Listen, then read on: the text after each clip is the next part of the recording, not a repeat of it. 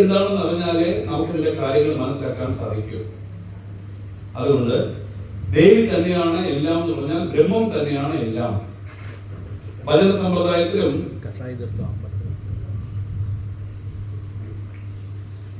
ബ്രഹ്മൈവ സത്യം എന്ന് പറയുന്നില്ലേ? ബ്രഹ്മയേവ സത്യം എന്ന് പറഞ്ഞാൽ ബ്രഹ്മം മാത്രമേ സത്യം, ബാക്കി എല്ലാം മിഥ്യാന്നർത്ഥം. ഇവിടെ സാധാരണ നമുക്കത് അംഗീകരിക്കാൻ പറ്റില്ല. ഈ ലോകം മിഥ്യ എന്ന് പറഞ്ഞാൽ പറ്റുമോ? കണ്ണുകൊണ്ട് കാണുന്നു, കാതുകൊണ്ട് കേൾക്കുന്നു, എല്ലാം അനുഭവിക്കുന്നു, നമുക്ക് വിശക്കുന്നു, ഭക്ഷണം കഴിക്കുന്നു, ഉറങ്ങുന്നു, ഇതൊക്കെ ഉണ്ടല്ലോ. പിന്നെ എന്തുകൊണ്ട് ഇത് മിഥ്യാന്നായി എന്ന് പറഞ്ഞാൽ ഇതെല്ലാം ഒരു ദിവസം നശിക്കും. നമ്മളത് ഉപയോഗിക്കുന്ന എല്ലാ വസ്തുക്കളും, അനുഭവിക്കുന്ന എല്ലാ കാര്യങ്ങളും നാം ഉൾപ്പെടെ എല്ലാം ഒരു ദിവസം ഇല്ലാതാണ്. അതുകൊണ്ടാണ് ഇത് മിഥ്യ എന്ന് പറയാൻ കാരണം. ഈ വസ്തുതകളെ മനസ്സിലാക്കാനായിട്ട് പറഞ്ഞിട്ടുള്ളതാണ് നമ്മുടെ ഇതിഹാസ പുരാണങ്ങൾ, ഗ്രന്ഥങ്ങൾ എല്ലാം. അങ്ങനെയുള്ള പുരാണത്തിൽ നിന്ന് എടുത്തിട്ടുള്ളതാണ് ഈ ലളിതാസഹസ്രം. ആദ്യത്തെ പദം തന്നെ നോക്കൂ. ശ്രീമാത,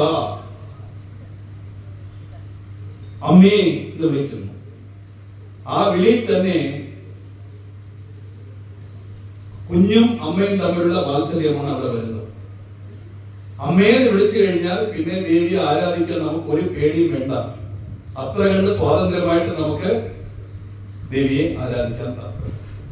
ആ ഒരു ബന്ധമാണ് അവിടെ വരുന്നത്. ശ്രീമാത എന്ന വാക്കിനെ പല രീതിയിൽ അർത്ഥം പറയും. ശ്രീ എന്ന് പറഞ്ഞാൽ ലക്ഷ്മി എന്ന അർത്ഥമുണ്ട്, സരസ്വതി എന്ന അർത്ഥമുണ്ട്. ലക്ഷ്മിയും സരസ്വതിയെയും സൃഷ്ടിച്ചതും ഈ ദേവി തന്നെയാണ്. അതുകൊണ്ടാണ് ശ്രീയുടെ മാത, ശ്രീമാത എന്ന് പറഞ്ഞാൽ ദേവി ആരാധന കൊണ്ട് നമുക്ക് ലക്ഷ്മി കടാക്ഷണം കിട്ടും, സരസ്വതി കടാക്ഷണം കിട്ടും എന്ന് പറഞ്ഞാൽ വിദ്യയും ഉണ്ടാകും, ധനവും ഉണ്ടാകും. രണ്ടും വേണമല്ലോ, ജീവിക്കാൻ രണ്ടും വേണം. അതുകൊണ്ട് ശ്രീമാത. രണ്ടാമത് ശ്രീ എന്ന് പറഞ്ഞാൽ വിഷം എന്ന അർത്ഥമുണ്ട്. ഇവിടെ എങ്ങനെ വിഷം വന്നത്? മാത എന്ന് പറഞ്ഞാൽ മാനം. കഴുത്തിൽ വിഷത്തെ ധരിച്ചവൻ ആര്? പരമേശ്വരൻ. പരമേശ്വരന്റെ ശക്തി തന്നെയാണ് ദേവി. ദേവി വേറെ, ശിവൻ വേറെ ഇല്ലാത്ത താല്പര്യം. അതാണ് സൗന്ദര്യ ശിവശക്തിയുക്തോ യതി ഭവതി ശക്ത പ്രവവിതും എന്ന് പറയാൻ കാര്യം. ശക്തിയില്ലെങ്കിൽ ശിവനില്ല, ശിവനില്ലെങ്കിൽ ശക്തിയില്ല. കാരണം നമുക്ക് നേരത്തെ പറഞ്ഞു ഒന്നേ ഉള്ളൂ, രണ്ടെന്നുള്ളതല്ലോ. അതാണല്ലോ ആദിശങ്കരന്റെ അദ്വൈത സിദ്ധാന്തം. അതുകൊണ്ടും ശ്രീമാത. പ്രത്യേകിച്ചും ഈ അമ്മയ്ക്കുള്ള പ്രാധാന്യം എന്താണ്? അത് മാത്രം കുറച്ച് ഡീറ്റെയിൽ ആയിട്ട് പറയണം. ഈ ലോകത്ത് ഏതൊരു ബന്ധത്തിനും പകരം എന്ന് പറഞ്ഞ് നമുക്കൊന്ന് കണ്ടുപിടിക്കാം. പക്ഷേ അമ്മയുമായിട്ടുള്ള റിലേഷന് പകരം ഒന്ന് കണ്ടുപിടിക്കാൻ സാധിക്കില്ല. ഈ വസ്തുത ഉള്ളത് കൊണ്ടാണ് നമ്മുടെ സമ്പ്രദായത്തിൽ സന്യാസം സ്വീകരിച്ചാൽ എല്ലാ റിലേഷനും ബന്ധവും ഇല്ലാതാവും. ഒരാൾ സന്യാസം സ്വീകരിച്ച് ആ നാട്ടിൽ വരികയോ ആ സന്യാസിയെ അച്ഛൻ കാണുകയോ, അച്ഛൻ സന്യാസിയെ നമസ്കരിക്കണം. കാരണം മകൻ എന്നുള്ള റിലേഷൻ അവിടെ ഇല്ല, അച്ഛൻ റിലേഷൻ ഇല്ല. പക്ഷേ അമ്മ സന്യാസി നമസ്കരിക്കാൻ പാടില്ല, സന്യാസി അമ്മയെ നമസ്കരിക്കും. ഇത് തന്നെയാണ് ആദിശങ്കരന്റെ അമ്മ ആര്യാമ്മ ദേഹം ഒഴിഞ്ഞപ്പോൾ അദ്ദേഹം വന്ന് മാതൃപഞ്ചകം എന്നൊരു കൃതി അദ്ദേഹം രചിച്ചിട്ടുണ്ട്. വളരെ പ്രയാസമാണ്, വായിക്കാൻ തന്നെ പ്രയാസമുള്ള ഒരിതാണ്. കാരണം ലോകഗുരുവായ ആദിശങ്കരൻ പോലും കണ്ണിന് ജലം വന്ന് കരഞ്ഞു എന്ന് പറയുന്നു. അത്രയാണ് അവിടെ ഒരു സാധാരണ മനുഷ്യനായി മാറി അദ്ദേഹം. കാരണം ആ ഗർഭം ധരിച്ചത് മുതൽ ആ കുട്ടിയെ പ്രസവിക്കുന്നവരെ ഓരോ കാര്യങ്ങളും ആ കുട്ടിക്ക് വേണ്ടി നോക്കി ചെയ്യുന്നവരുടെ അമ്മ. പ്രസവ സമയത്ത് അനുഭവിച്ച വേദനയ്ക്ക് പകരമായിട്ട് എന്ത് ചെയ്യാൻ സാധിക്കും നമുക്ക്? അതിനുശേഷവും ആ കുട്ടിക്ക് വേണ്ടി ജീവിക്കുന്നവർ ഒരു സ്റ്റെപ്പ് എടുത്തു വെച്ചാലും കുട്ടിക്കൊന്നും ആകരുതെന്ന് വിചാരിക്കും, ഒരു ആഹാരം കഴിച്ചാലും കുട്ടിക്കൊന്നും ആകരുതെന്ന് വിചാരിക്കും. അത്ര കണ്ട് ഇതിരിക്കുന്നത് കൊണ്ടാണ് ആ സന്യാസം സ്വീകരിച്ചാലും അമ്മയുമായിട്ടുള്ള ബന്ധം ഇടാൻ പറ്റില്ല. അമ്മ മരിച്ചുപോയാൽ സന്യാസി കർമ്മം ചെയ്യാൻ വരണം. ലൗകികമായ കാര്യങ്ങളിലെല്ലാം അതീതമാണ് സന്യാസം. പക്ഷെ അമ്മയ്ക്ക് കർമ്മം ചെയ്യാൻ സന്യാസി വരണം. ഇങ്ങനെ ഒരുപാട് കഥകൾ ഉണ്ട്. അതുകൊണ്ട് അമ്മയെ വിളിച്ചിട്ടാണ് നമ്മൾ പറയുന്നത് കൊണ്ട് അഥവാ എന്തെങ്കിലും ഉച്ചാരണത്തിൽ അബദ്ധം വന്നാലും അമ്മ ഒരു കുഞ്ഞിനെയും ശിക്ഷിക്കുകയില്ല. അതുകൊണ്ട് ഞാൻ ഈ പദങ്ങൾ പറഞ്ഞു വരുമ്പോൾ ഇത് ഇങ്ങനെയാണ് ഉച്ചരിക്കേണ്ടത് പറയുമ്പോൾ ഇതുവരെ ഞാൻ ഇങ്ങനെ പറഞ്ഞല്ലോ, 15 വർഷം കൊണ്ട് ഇങ്ങനെ പറഞ്ഞല്ലോ എന്ന് ആരും ദുഃഖിക്കേണ്ട. ഇനിയെങ്കിലും അത് ഉച്ചരിക്കുമ്പോൾ അല്പം ശ്രദ്ധിക്കണം. അത് മാത്രമാണ് ഈ നവാഹൈക്യം കൊണ്ട് ഉദ്ദേശിക്കുന്നതല്ലാതെ ആരും ദുഃഖിക്കേണ്ട. ഒരമ്മയും ഒരു കുഞ്ഞിനെയും ശിക്ഷിക്കില്ല, ഒരു ദൈവം ശിക്ഷിക്കില്ല. അതാണ് ബേസായിട്ട്. ശിക്ഷിക്കുന്ന ദൈവത്തിന്റെ ജോലിയല്ല. അതിപ്പോ നമുക്ക് ഇതിനകത്ത് വരുന്നുണ്ട്, ലളിതാസന പദത്തിൽ വരുന്നുണ്ട്, ശിക്ഷിക്കുന്നതെല്ലാം ദൈവയുടെ ഈശ്വരന്റെ സ്വരൂപം വരുന്നുണ്ട്. അതുകൊണ്ട് ശ്രീ മാതാ അമ്മയെന്ന് വിളിച്ചു കഴിഞ്ഞു, ഇത് ധൈര്യമായിട്ട് നമുക്ക് എന്ത് വേണമെങ്കിലും അമ്മയോട് ആവശ്യപ്പെടാം. കാരണം കുട്ടിക്ക് അമ്മയോട് അങ്ങനെയാണല്ലോ. കൊച്ചുകുട്ടികൾ സംസാരിക്കാൻ പോലും തുടങ്ങാത്ത കുട്ടിയായാലും ഒന്ന് ചിരിക്കുമ്പോൾ അമ്മയുടെ മുഖത്തുണ്ടാകുന്ന ഒരു സന്തോഷം, അതേപോലെ തന്നെ അമ്മയെന്ന് വിളിച്ചു കഴിഞ്ഞാൽ ദേവി സന്തുഷ്ടയായി. അതുകൊണ്ട് ആദ്യത്തെ പദം, അവസാനം ശിവശക്തിക്ക് രൂപിണ്യേ നമഃ, അതാണ് ശിവൻ വരെ ശക്തി വരെ എന്നില്ല, 2, 3 തന്നെ എന്ന് പറയാൻ കഴിയും. രണ്ടാമത് ശ്രീ മഹാരാജ്ഞേ നമഃ. രാജ്ഞി എന്ന് പറഞ്ഞാൽ രാജാവിന്റെ സ്ത്രീലിംഗമാണ് രാജ്ഞി. രാജാവ് രാജ്ഞി എന്ന് പറയുമ്പോൾ ഒരു സാമ്രാജ്യത്തിന്റെ അധിപതി എന്ന് നമ്മൾ പറയും. എല്ലാ ലോകങ്ങളെ മുഴുവൻ സൃഷ്ടിച്ച് രക്ഷിച്ച് സംഹരിക്കുന്നതെല്ലാം ദേവി തന്നെയാണ് നമ്മൾ പറയാൻ പോകുന്നത്. ഇപ്പൊ സൃഷ്ടികത്തിലെ ബ്രഹ്മരൂപ എന്ന് പറയുമ്പോൾ അതുകൊണ്ട് ഈ സാമ്രാജ്യത്തിലെല്ലാം അധിപതി ദേവി തന്നെയാണ്. ശരിക്കും സാമ്രാജ്യം എന്ന് പറഞ്ഞാൽ എന്താണ്? മോക്ഷ സാമ്രാജ്യം. മോക്ഷ സാമ്രാജ്യത്തിന്റെ അധിപതിയാണ് ദേവി. മോക്ഷം എന്ന് പറഞ്ഞാൽ എന്താ? ഇനിയൊരു ജന്മം ഇല്ലാത്ത അവസ്ഥ. അതാണ് ത്രയംബകം യജാമഹേ സുഗന്ധിം പുഷ്ടിവർദ്ധനം ഉർവാരും വന്ദനാം മൃത്യോർമുക്ഷീയമാമൃത. ആ കൊടിയിലുള്ള വെള്ളരി എങ്ങനെ പഴുത്തു കഴിഞ്ഞാൽ തനിയെ ആ കൊടി നടന്നു പോകുമോ, അതുപോലെ സംസാരമാകുന്ന കൊടിയിൽ നിന്നും എന്നെ അടർത്തി എന്നെ അനുഗ്രഹിക്കണം. എനിക്കൊരു അടുത്ത ജന്മം ഉണ്ടാകാതിരിക്കണം. അടുത്ത ജന്മം ഉണ്ടാകാതിരിക്കണം എന്ന് പറഞ്ഞാൽ ഈ ജന്മം ഉണ്ടായി മരണമുണ്ടായി, ഈ ഒരു മരണം ഉണ്ടാകരുത് എന്ന് പറഞ്ഞാൽ ഒരു ജനനം ഉണ്ടാകരുത് താല്പര്യം. ഈ മരണത്തോടുകൂടി എനിക്ക് മോക്ഷം കിട്ടണം. ഇതാണ് പ്രാർത്ഥന. മോക്ഷം എങ്ങനെ കിട്ടും? ഭാഗവതം മാത്രം വായിച്ചാൽ മതി, അല്ലെങ്കിൽ നാരായണീയം വായിച്ചാൽ മതി, ലളിതാസഹസ്രം മാത്രം വായിച്ചാൽ മതി എന്നൊന്നും ഒരു ഗ്രന്ഥത്തിലും പറയുന്നില്ല. ഇതെല്ലാം വായിച്ചാൽ മോക്ഷം കിട്ടുന്നതിൽ പറയുന്നുണ്ട്. ഇവിടെ ഇത് വായിച്ചാൽ മാത്രം മോക്ഷം കിട്ടുന്ന ഒരു ഗ്രന്ഥത്തിലും പറഞ്ഞിട്ടില്ല. മോക്ഷം കിട്ടണമെങ്കിൽ നമ്മൾ വിചാരിക്കണം. അതാണ് മോക്ഷം. മോഹക്ഷയം മോക്ഷം, അതാണ് അതിന്റെ എക്സ്പ്ലനേഷൻ. സിമ്പിൾ. മനസ്സിൽ മോഹം ഉണ്ടാകരുത്. ആഗ്രഹം ഉണ്ടായാൽ അത് സാധിക്കാൻ വേണ്ടി വീണ്ടും ഒന്നുകൂടി ജനിക്കേണ്ടി വരും.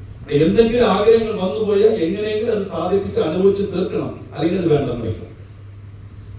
സാധിച്ചില്ലല്ലോ ചിരിച്ചുകൊണ്ടിരുന്നിട്ട് എത്ര സപ്താഹം കേട്ടാലും കൃഷ്ണൻ പറയും, നീ എന്തായാലും ഇതിനെ സാധിച്ചിട്ട് വന്നാൽ മതി, ഒന്നുകൂടെ പോ. 84 ലക്ഷം പിറവിയുണ്ട് ഒരു ജീവൻ.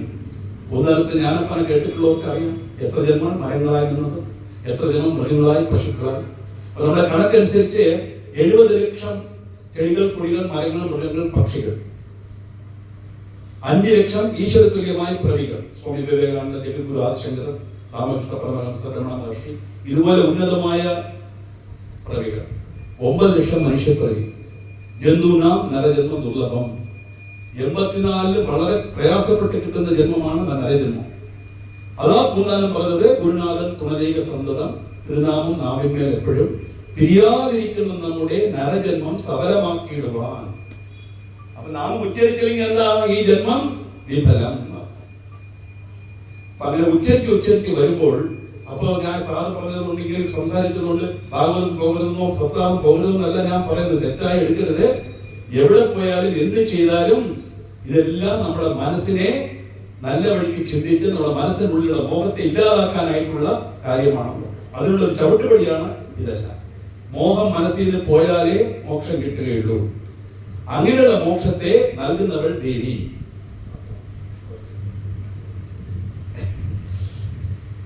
ഐ കണ്ടക്ട് വേണം, ശരിയാ. ആ മോക്ഷത്തെ കൊടുക്കുന്ന സാമ്രാജ്യത്തിന് അധിപതി എന്ന് പറഞ്ഞാൽ ദേവി ഉപാസന ചെയ്തുകൊണ്ടേയിരുന്നാൽ മതി. എല്ലാം നമ്മൾ ആദ്യം കാമ്യകർമ്മമായിട്ടേ ചെയ്യാൻ പറ്റുള്ളൂ, അല്ലെ? അമ്പലത്തിൽ വരുന്ന എത്ര പേര്, ഇപ്പൊ ദീപാരാധനയുടെ എത്ര പേരാണ് എനിക്ക് മോക്ഷം വേണമെന്ന് പ്രാർത്ഥിച്ചത്?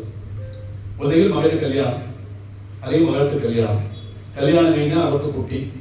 പിന്നെ ഇനിയെങ്കിലും നമ്മളെ കുട്ടി പ്രാർത്ഥിക്കുന്ന ഒപ്പമില്ല. കുട്ടി നന്നായി പഠിക്കണം, അവന് നല്ല അഡ്മിഷൻ കിട്ടണം, അവൻ എൻട്രൻസിൽ പാസ്സാവണം, ഇനി പാസ്സായി ജോലി കിട്ടി അപ്പോൾ നിർത്തുന്നു, അവന് കല്യാണം കഴിയണം.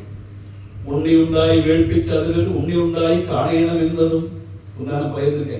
അൺലിമിറ്റഡ് ആണ്. ഡിമാൻഡിന് അത്രമേലെ പൊയ്ക്കൊണ്ടേയിരിക്കും, ലിസ്റ്റ് കൊടുത്തുകൊണ്ടേയിരിക്കാം, ദേവി അനുഗ്രഹിച്ചുകൊണ്ടേയിരിക്കും, ഇല്ലെന്ന് ഞാൻ പറയുന്നില്ല. പക്ഷേ ഇങ്ങനെ ഓരോന്നും ചോദിച്ചുകൊണ്ടിരുന്നാൽ ഇത് അനുഭവിച്ചുകൊണ്ടേയിരിക്കും. ഇതിനു വേണ്ടി മിച്ചമുണ്ടെങ്കിൽ അടുത്ത ജന്മം പിന്നെ നമ്മൾ എടുക്കേണ്ടി വരും. പൂർവ്വജന്മത്തിൽ പുനർജന്മത്തിൽ വിശ്വസിക്കുന്നതാണല്ലോ നമ്മുടെ മതം. അതുകൊണ്ട് മോക്ഷം കിട്ടണമെങ്കിൽ ആ മോക്ഷത്തിന് വേണ്ടി മാത്രം, എസ്പെഷ്യലി 60-70 വയസ്സൊക്കെ ആയി കഴിഞ്ഞാൽ കുറച്ചൊക്കെ നമുക്ക് വേണ്ടി ചിന്തിക്കണം. മോക്ഷം കിട്ടണം. ആഗ്രഹങ്ങളൊന്നും തീർന്നില്ല സാരമില്ല, ഈശ്വര ഭജനത്തിലേ ഇരുന്നോളൂ. മോക്ഷം കിട്ടുന്നത് ഇപ്പോഴും ആഗ്രഹിച്ചോളൂ. തീർച്ചയായിട്ടും അടുത്ത ജന്മം ഇപ്പൊ കിട്ടിയതിനേക്കാളും നല്ലതായിട്ട് വരും. കൂടുതൽ കാര്യങ്ങൾ ചെയ്യും. പുണ്യകർമ്മങ്ങൾ ചെയ്താലേ 20 കാര്യങ്ങളിൽ നമ്മൾ ഇൻവോൾവ് ആവുള്ളൂ. അത് തന്നെ ഒരു അനുഗ്രഹമാണ്.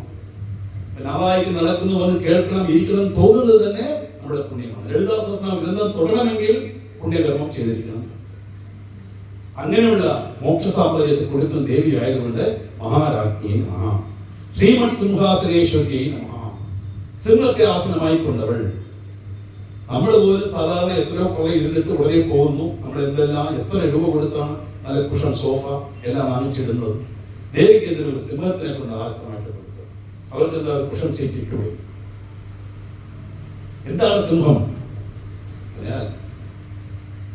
മൃഗരാജാവ് എന്ന് പറയും. മനുഷ്യന് 3 ഗുണങ്ങളാണ്: തമോ ഗുണം, രജോ ഗുണം, സത്വഗുണം. ഈ 3 ഗുണങ്ങളോട് കൂടിയതാണ് നമ്മൾ.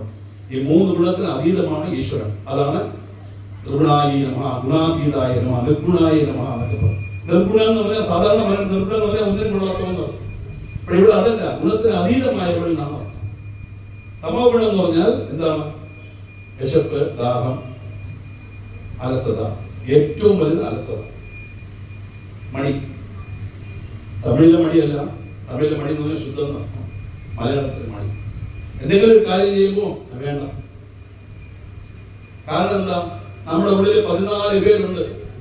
കാമം, ക്രോധം, ലോഭം, മോഹം, മതം, മാത്സര്യം, ദർഭം, ദർപ്പം, ഈർഷ, അസൂയ, ഇച്ഛ, അഹങ്കാരം, രാഗം, ദ്വേഷം. 14 soldiers which is dominating our human body.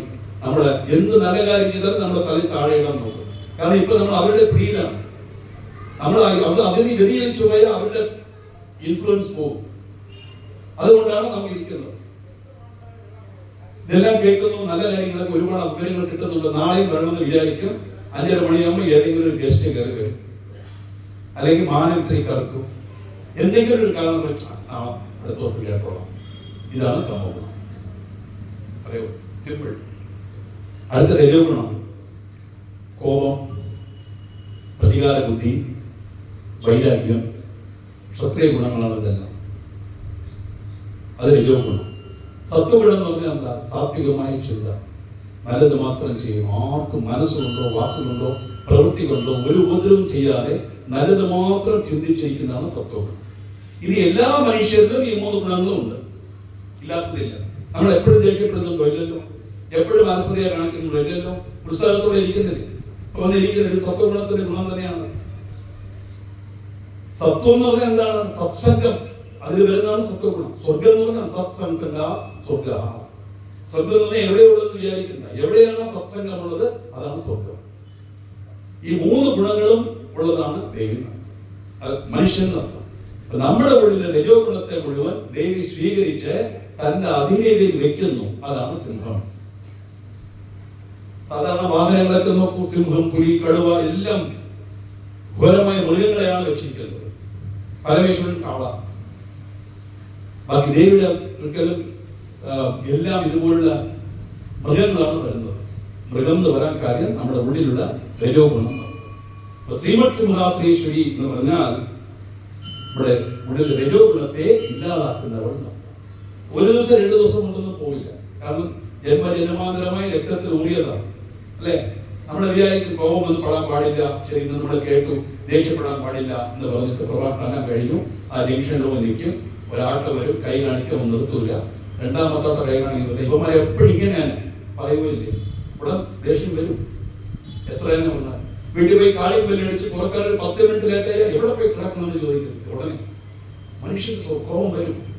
അതുകൊണ്ടാണ് വീണ്ടും വീണ്ടും വീണ്ടും നമ്മളിത് പ്രാക്ടീസ് ചെയ്ത് കൊണ്ടുവരണം. നാൾപ്പിഴ മാത്രമേ അത് കുറയുകയുള്ളൂ. അങ്ങനെ നമ്മുടെ രജോ ഗുണത്തെ ചുരുക്കി താൻ വശപ്പെടുത്തുന്ന ഒരു ദേവി ആയതുകൊണ്ടാണ് സിംഹത്തെ ആസനമായി കൊണ്ടവരെന്ന് പറയാൻ കാരണം. ചിനഗ്നികുണ്ട സംഭൂതായി നമഃ. ബന്ധാസുരനാൽ പീഡിതരായ ദേവന്മാർ 10 നാൾ ചുറ്റളവിൽ ഒരു അഗ്നികുണ്ഡം നിർമ്മിച്ച്, അതാണ് ചിനഗ്നികുണ്ഡം. അതിൽ നിന്നും ഉത്ഭവിച്ചവൾ എന്ന് പറയുന്നു.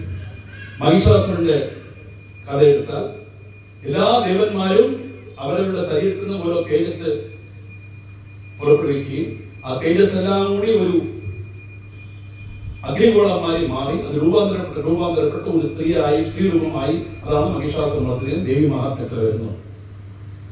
ഇവിടെ നവരാത്രിക്ക് പ്രോഗ്രാം വെക്കണമെന്ന് പറഞ്ഞിട്ടുണ്ട്. ദേവി മഹാത്മ്യ ഏകദിനയജ്ഞം ആ 13 സത്യത്തിന്റെയും അർത്ഥം, ആ 700 ശ്ലോകത്തിന്റെ അർത്ഥം അവിടെ പറയും ഒരു ദിവസം ഉണ്ട്. അതാണ് ഏകദിനയജ്ഞം. അത് കുറച്ചും കൂടി ഡീറ്റെയിൽ ആയിട്ട് മഹിഷാസുരൻ നോക്കാം നമുക്ക്. ആരാണ് മഹിഷാസുരൻ?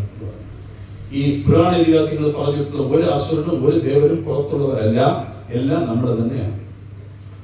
ചുരുക്കി പറഞ്ഞാൽ എപ്പോ നമ്മുടെ മനസ്സ് നല്ലതിനെ ചിന്തിക്കുന്നു അപ്പൊ നമ്മൾ ദേവൻ, എപ്പോ അത് വേണ്ടാതെ ചിന്തിക്കുന്നു അപ്പൊ അസുരൻ. സിമ്പിൾ. ദേവനും നമ്മൾ തന്നെ, അസുരനും നമ്മൾ തന്നെയാണ്. അങ്ങനെ ചിത്താകുന്ന അഗ്നികുണ്ഡത്തിൽ നിന്നും ഉത്ഭവിച്ചവൾ ദേവി. എന്തിനാണ്?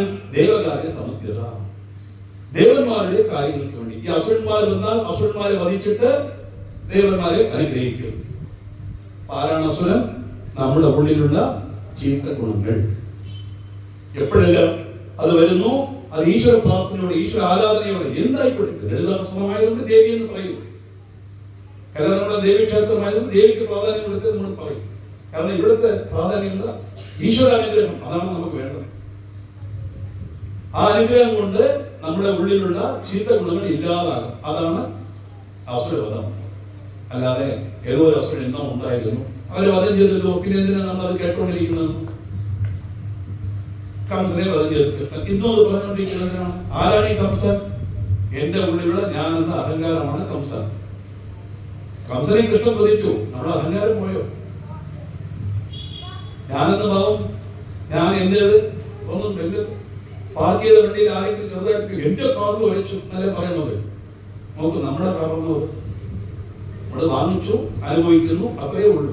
നമ്മുടെ കാറാണെങ്കിൽ നമ്മൾ കൊണ്ടുവരണം, പോകുമ്പോൾ കൊണ്ടുപോകണം. ഇത് രണ്ടും ഇല്ല. ഈ ഇടയ്ക്ക് കിട്ടിയത് മാത്രമേ ഉള്ളൂ. അതുകൊണ്ട് ഈശ്വരൻ തന്നതാണ്. ഇതെല്ലാം ഈശ്വരന്റെ സ്വത്താണ്. ഒന്നും നമ്മുടേതല്ല. ഈ ശരീരം പോലും നമ്മുടേതല്ല, ജീവൻ പോലും നമ്മുടെയല്ല, എല്ലാം ഈശ്വരൻ. അതാണ് ഈ സംഹാരം എന്ന് പറയുന്നത്. കൊല്ലുക എന്നുള്ള അർത്ഥമല്ല, കൊടുത്തതിനെ തിരിച്ചെടുക്കുക, അതാണ് സംഹാരം. അങ്ങനെയുള്ള ദേവി ദേവകാര്യ സമുദ്യത, ഉദ്യത്വാന സഹസ്രാഭ ചതുർഭാഗ സമന്വിത. ഭാനു എന്ന് പറഞ്ഞാൽ സൂര്യൻ. ഉദ്യത്ഭാനു, ഉദിക്കി വരുന്ന സൂര്യൻ എത്ര ഭംഗിയായിരിക്കും അല്ലെ? നല്ല ചുമന്ന കളറില് എത്ര ഭംഗിയായിരിക്കും കാണാം. സൂര്യോദയം കണ്ടിട്ടുള്ളവർക്ക് മനസ്സിലാകും. ഒരു സൂര്യന്റെ പ്രഭ എത്രയാണെങ്കിൽ 1000 സൂര്യൻ ഉദിച്ചാൽ എങ്ങനെയിരിക്കും? അതുപോലുള്ള പ്രഭയോട് കൂടിയവൾ ദേവി എന്നർത്ഥം. എന്ന് പറഞ്ഞാൽ വർണ്ണിക്കാൻ പറ്റില്ല. അങ്ങനെയുള്ള ദേവിക്ക് 4 കൈകൾ. സാധാരണ എല്ലാ ദേവതമാർക്കും 4 കൈകളാണ്. 6, 12, 18 ഉള്ളത് വിശേഷമായ രൂപങ്ങൾ. ദേവതാ സ്വരൂപം എന്ന് പറഞ്ഞാൽ 4 കൈകൾ വയ്ക്കണം. എന്താണ് 4 കൈകൾ? ചതുർബാഹു, ധർമ്മം, അർത്ഥം, കാമം, മോക്ഷം. ഇതാണ് 4. അപ്പൊ ധർമ്മം എന്ന് പറഞ്ഞാൽ ഇങ്ങനെ ചോദിച്ച് പോകണം, എങ്കിലും നമ്മൾ ശരിയായ ഉത്തരത്തിലെത്തും. ധർമ്മം എന്ന് പറഞ്ഞാൽ ഒരു ഭിക്ഷക്കാരൻ വന്ന് ചോദിച്ചു, അവന് കൊടുത്തു, അത് ധർമ്മം. അന്നദാനം ചെയ്തു, ഇത് ധർമ്മം. അതൊക്കെ ധർമ്മത്തിന്റെ ഓരോ ഭാഗങ്ങൾ.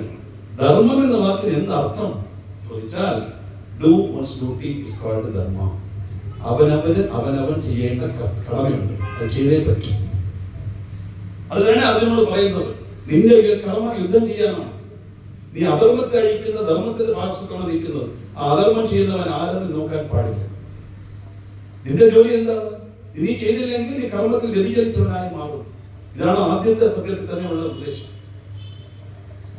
ധർമ്മം എന്ന് പറഞ്ഞാൽ അവനവന്റെ ജോലി ചെയ്യണം. ആ ജോലി ചെയ്താൽ നമ്മൾ കൃത്യം ചെയ്താൽ അതിന്റെ ഫലം നമ്മൾ അനുഭവിക്കും. അർത്ഥം എന്ന് പറഞ്ഞാൽ പൈസ, പണം എന്നും അർത്ഥമുണ്ട്. പണമില്ലാതെ ഒന്നും നടക്കില്ല. ശരി തന്നെയാണ്. ഞാൻ നവഹൈക്യത്തിന് പോവുകയാണ്, ഒന്ന് കൊണ്ടുവിടുന്നവന് ആട്ടക്കുറം കൊണ്ടുവിടുവോ? മീറ്റർ നോക്കി അതിനുള്ള 10 രൂപ കൂടുതൽ കൊടുത്താലേ അവൻ ഇറക്കി വിടുള്ളൂ അല്ലേ? പൈസ ഇല്ലാതെ ഒന്നും നടക്കില്ല. പൈസയാണ് എല്ലാം എന്നുള്ള അർത്ഥത്തിലല്ല പറയുന്നത്. അർത്ഥം എന്ന് പറയുന്നത് അതിന്റെ പ്രയോജനം പൈസ കിട്ടുന്നത്. ധർമ്മം, അർത്ഥം. 3ാമത് കാമം. കാമം എന്ന് കേട്ടാൽ ഒരു പുരുഷന് സ്ത്രീയോടത്തേക്ക് പുരുഷനോട് തോന്നിയ വികാരം എന്ന് മാത്രം അർത്ഥമാക്കരുത്. അത് കാമം തന്നെയാണ്. കാമം എന്ന വാക്കിന് എന്തർത്ഥം? എന്തൊന്ന് വേണമെന്ന് ആഗ്രഹിക്കുന്നു, അത് കാമം. ഇപ്പൊ ഇവിടെ എന്തുകൊണ്ട് നമ്മളെല്ലാം ഇരിക്കുന്നു? ലളിതാ സഹസ്രനാമത്തിന്റെ കാര്യങ്ങൾ മനസ്സിലാക്കണം. അത് ലളിതാ സഹസ്രനാമത്തിലുള്ള കാമം. എന്ന് വന്നാലേ ഞാൻ കലർന്ന ദേവീക്ഷേത്രത്തിൽ തൊഴുതിരിക്കും. എന്തുകൊണ്ട്? ആ ദേവിയോടുള്ള കാമം. അപ്പൊ അതൊക്കെ ദൂഷ്യമാണോ? ആദ്യം 14 ദുർഗുണം പറഞ്ഞത്. കാമം തെറ്റെന്നല്ല, ഡിസയർ വേണം. പക്ഷേ ആ ആഗ്രഹം സാധിക്കാതെ വരുമ്പോൾ എന്ത് വരും? ദേഷ്യം വരുമോ? നേരത്തെ പറഞ്ഞപ്പോൾ ആട്ടോ നിർത്തിയില്ലെങ്കിൽ പെട്ടെന്ന് എന്തൊക്കെ പറയാൻ പറ്റും അതെല്ലാം പറയും.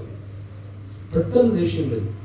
അങ്ങനെ നമ്മൾ ആഗ്രഹം സാധിക്കാതെ വരുമ്പോൾ ദേഷ്യം ഉളവാക്കുന്ന കാമം ദുഷ്ടത. അതാണ് 14 ഗുണത്തിൽ നേരത്തെ വരുന്നത്. ഇതെല്ലാം കാമം തന്നെയാണ്. ഇത് 3 കഴിഞ്ഞാലേ മോക്ഷത്തിൽ പോകാൻ പറ്റും.